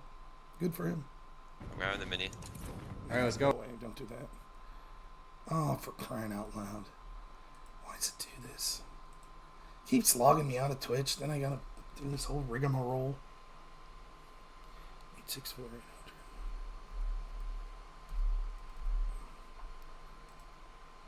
Alright, let's try it. Who we raiding? And then finishing strike is YB. Don't do that. Finishing strike is...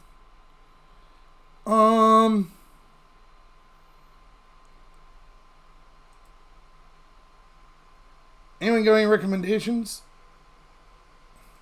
I don't see anyone on that I know. Oh yeah, Preacher is on. I see him there. There we go. Will do. Alright, enjoy this raid of Preacher. I think he says doing ministry, so hopefully he's a good guy. Alright, I will see you all either tomorrow or Wednesday. Unless something crazy happens, but I'll be posting on X a lot, so follow me on X if you're not. And you can see me devastate lefties there. Thank you all. I really appreciate each and every one of you. You make the show fun. I was so excited to come on and stream tonight, even though I didn't know what I was really going to talk about. I think it went pretty well, other than my computer crashing once. So hopefully you all enjoyed it. We'll see you all soon. As always, have a good one.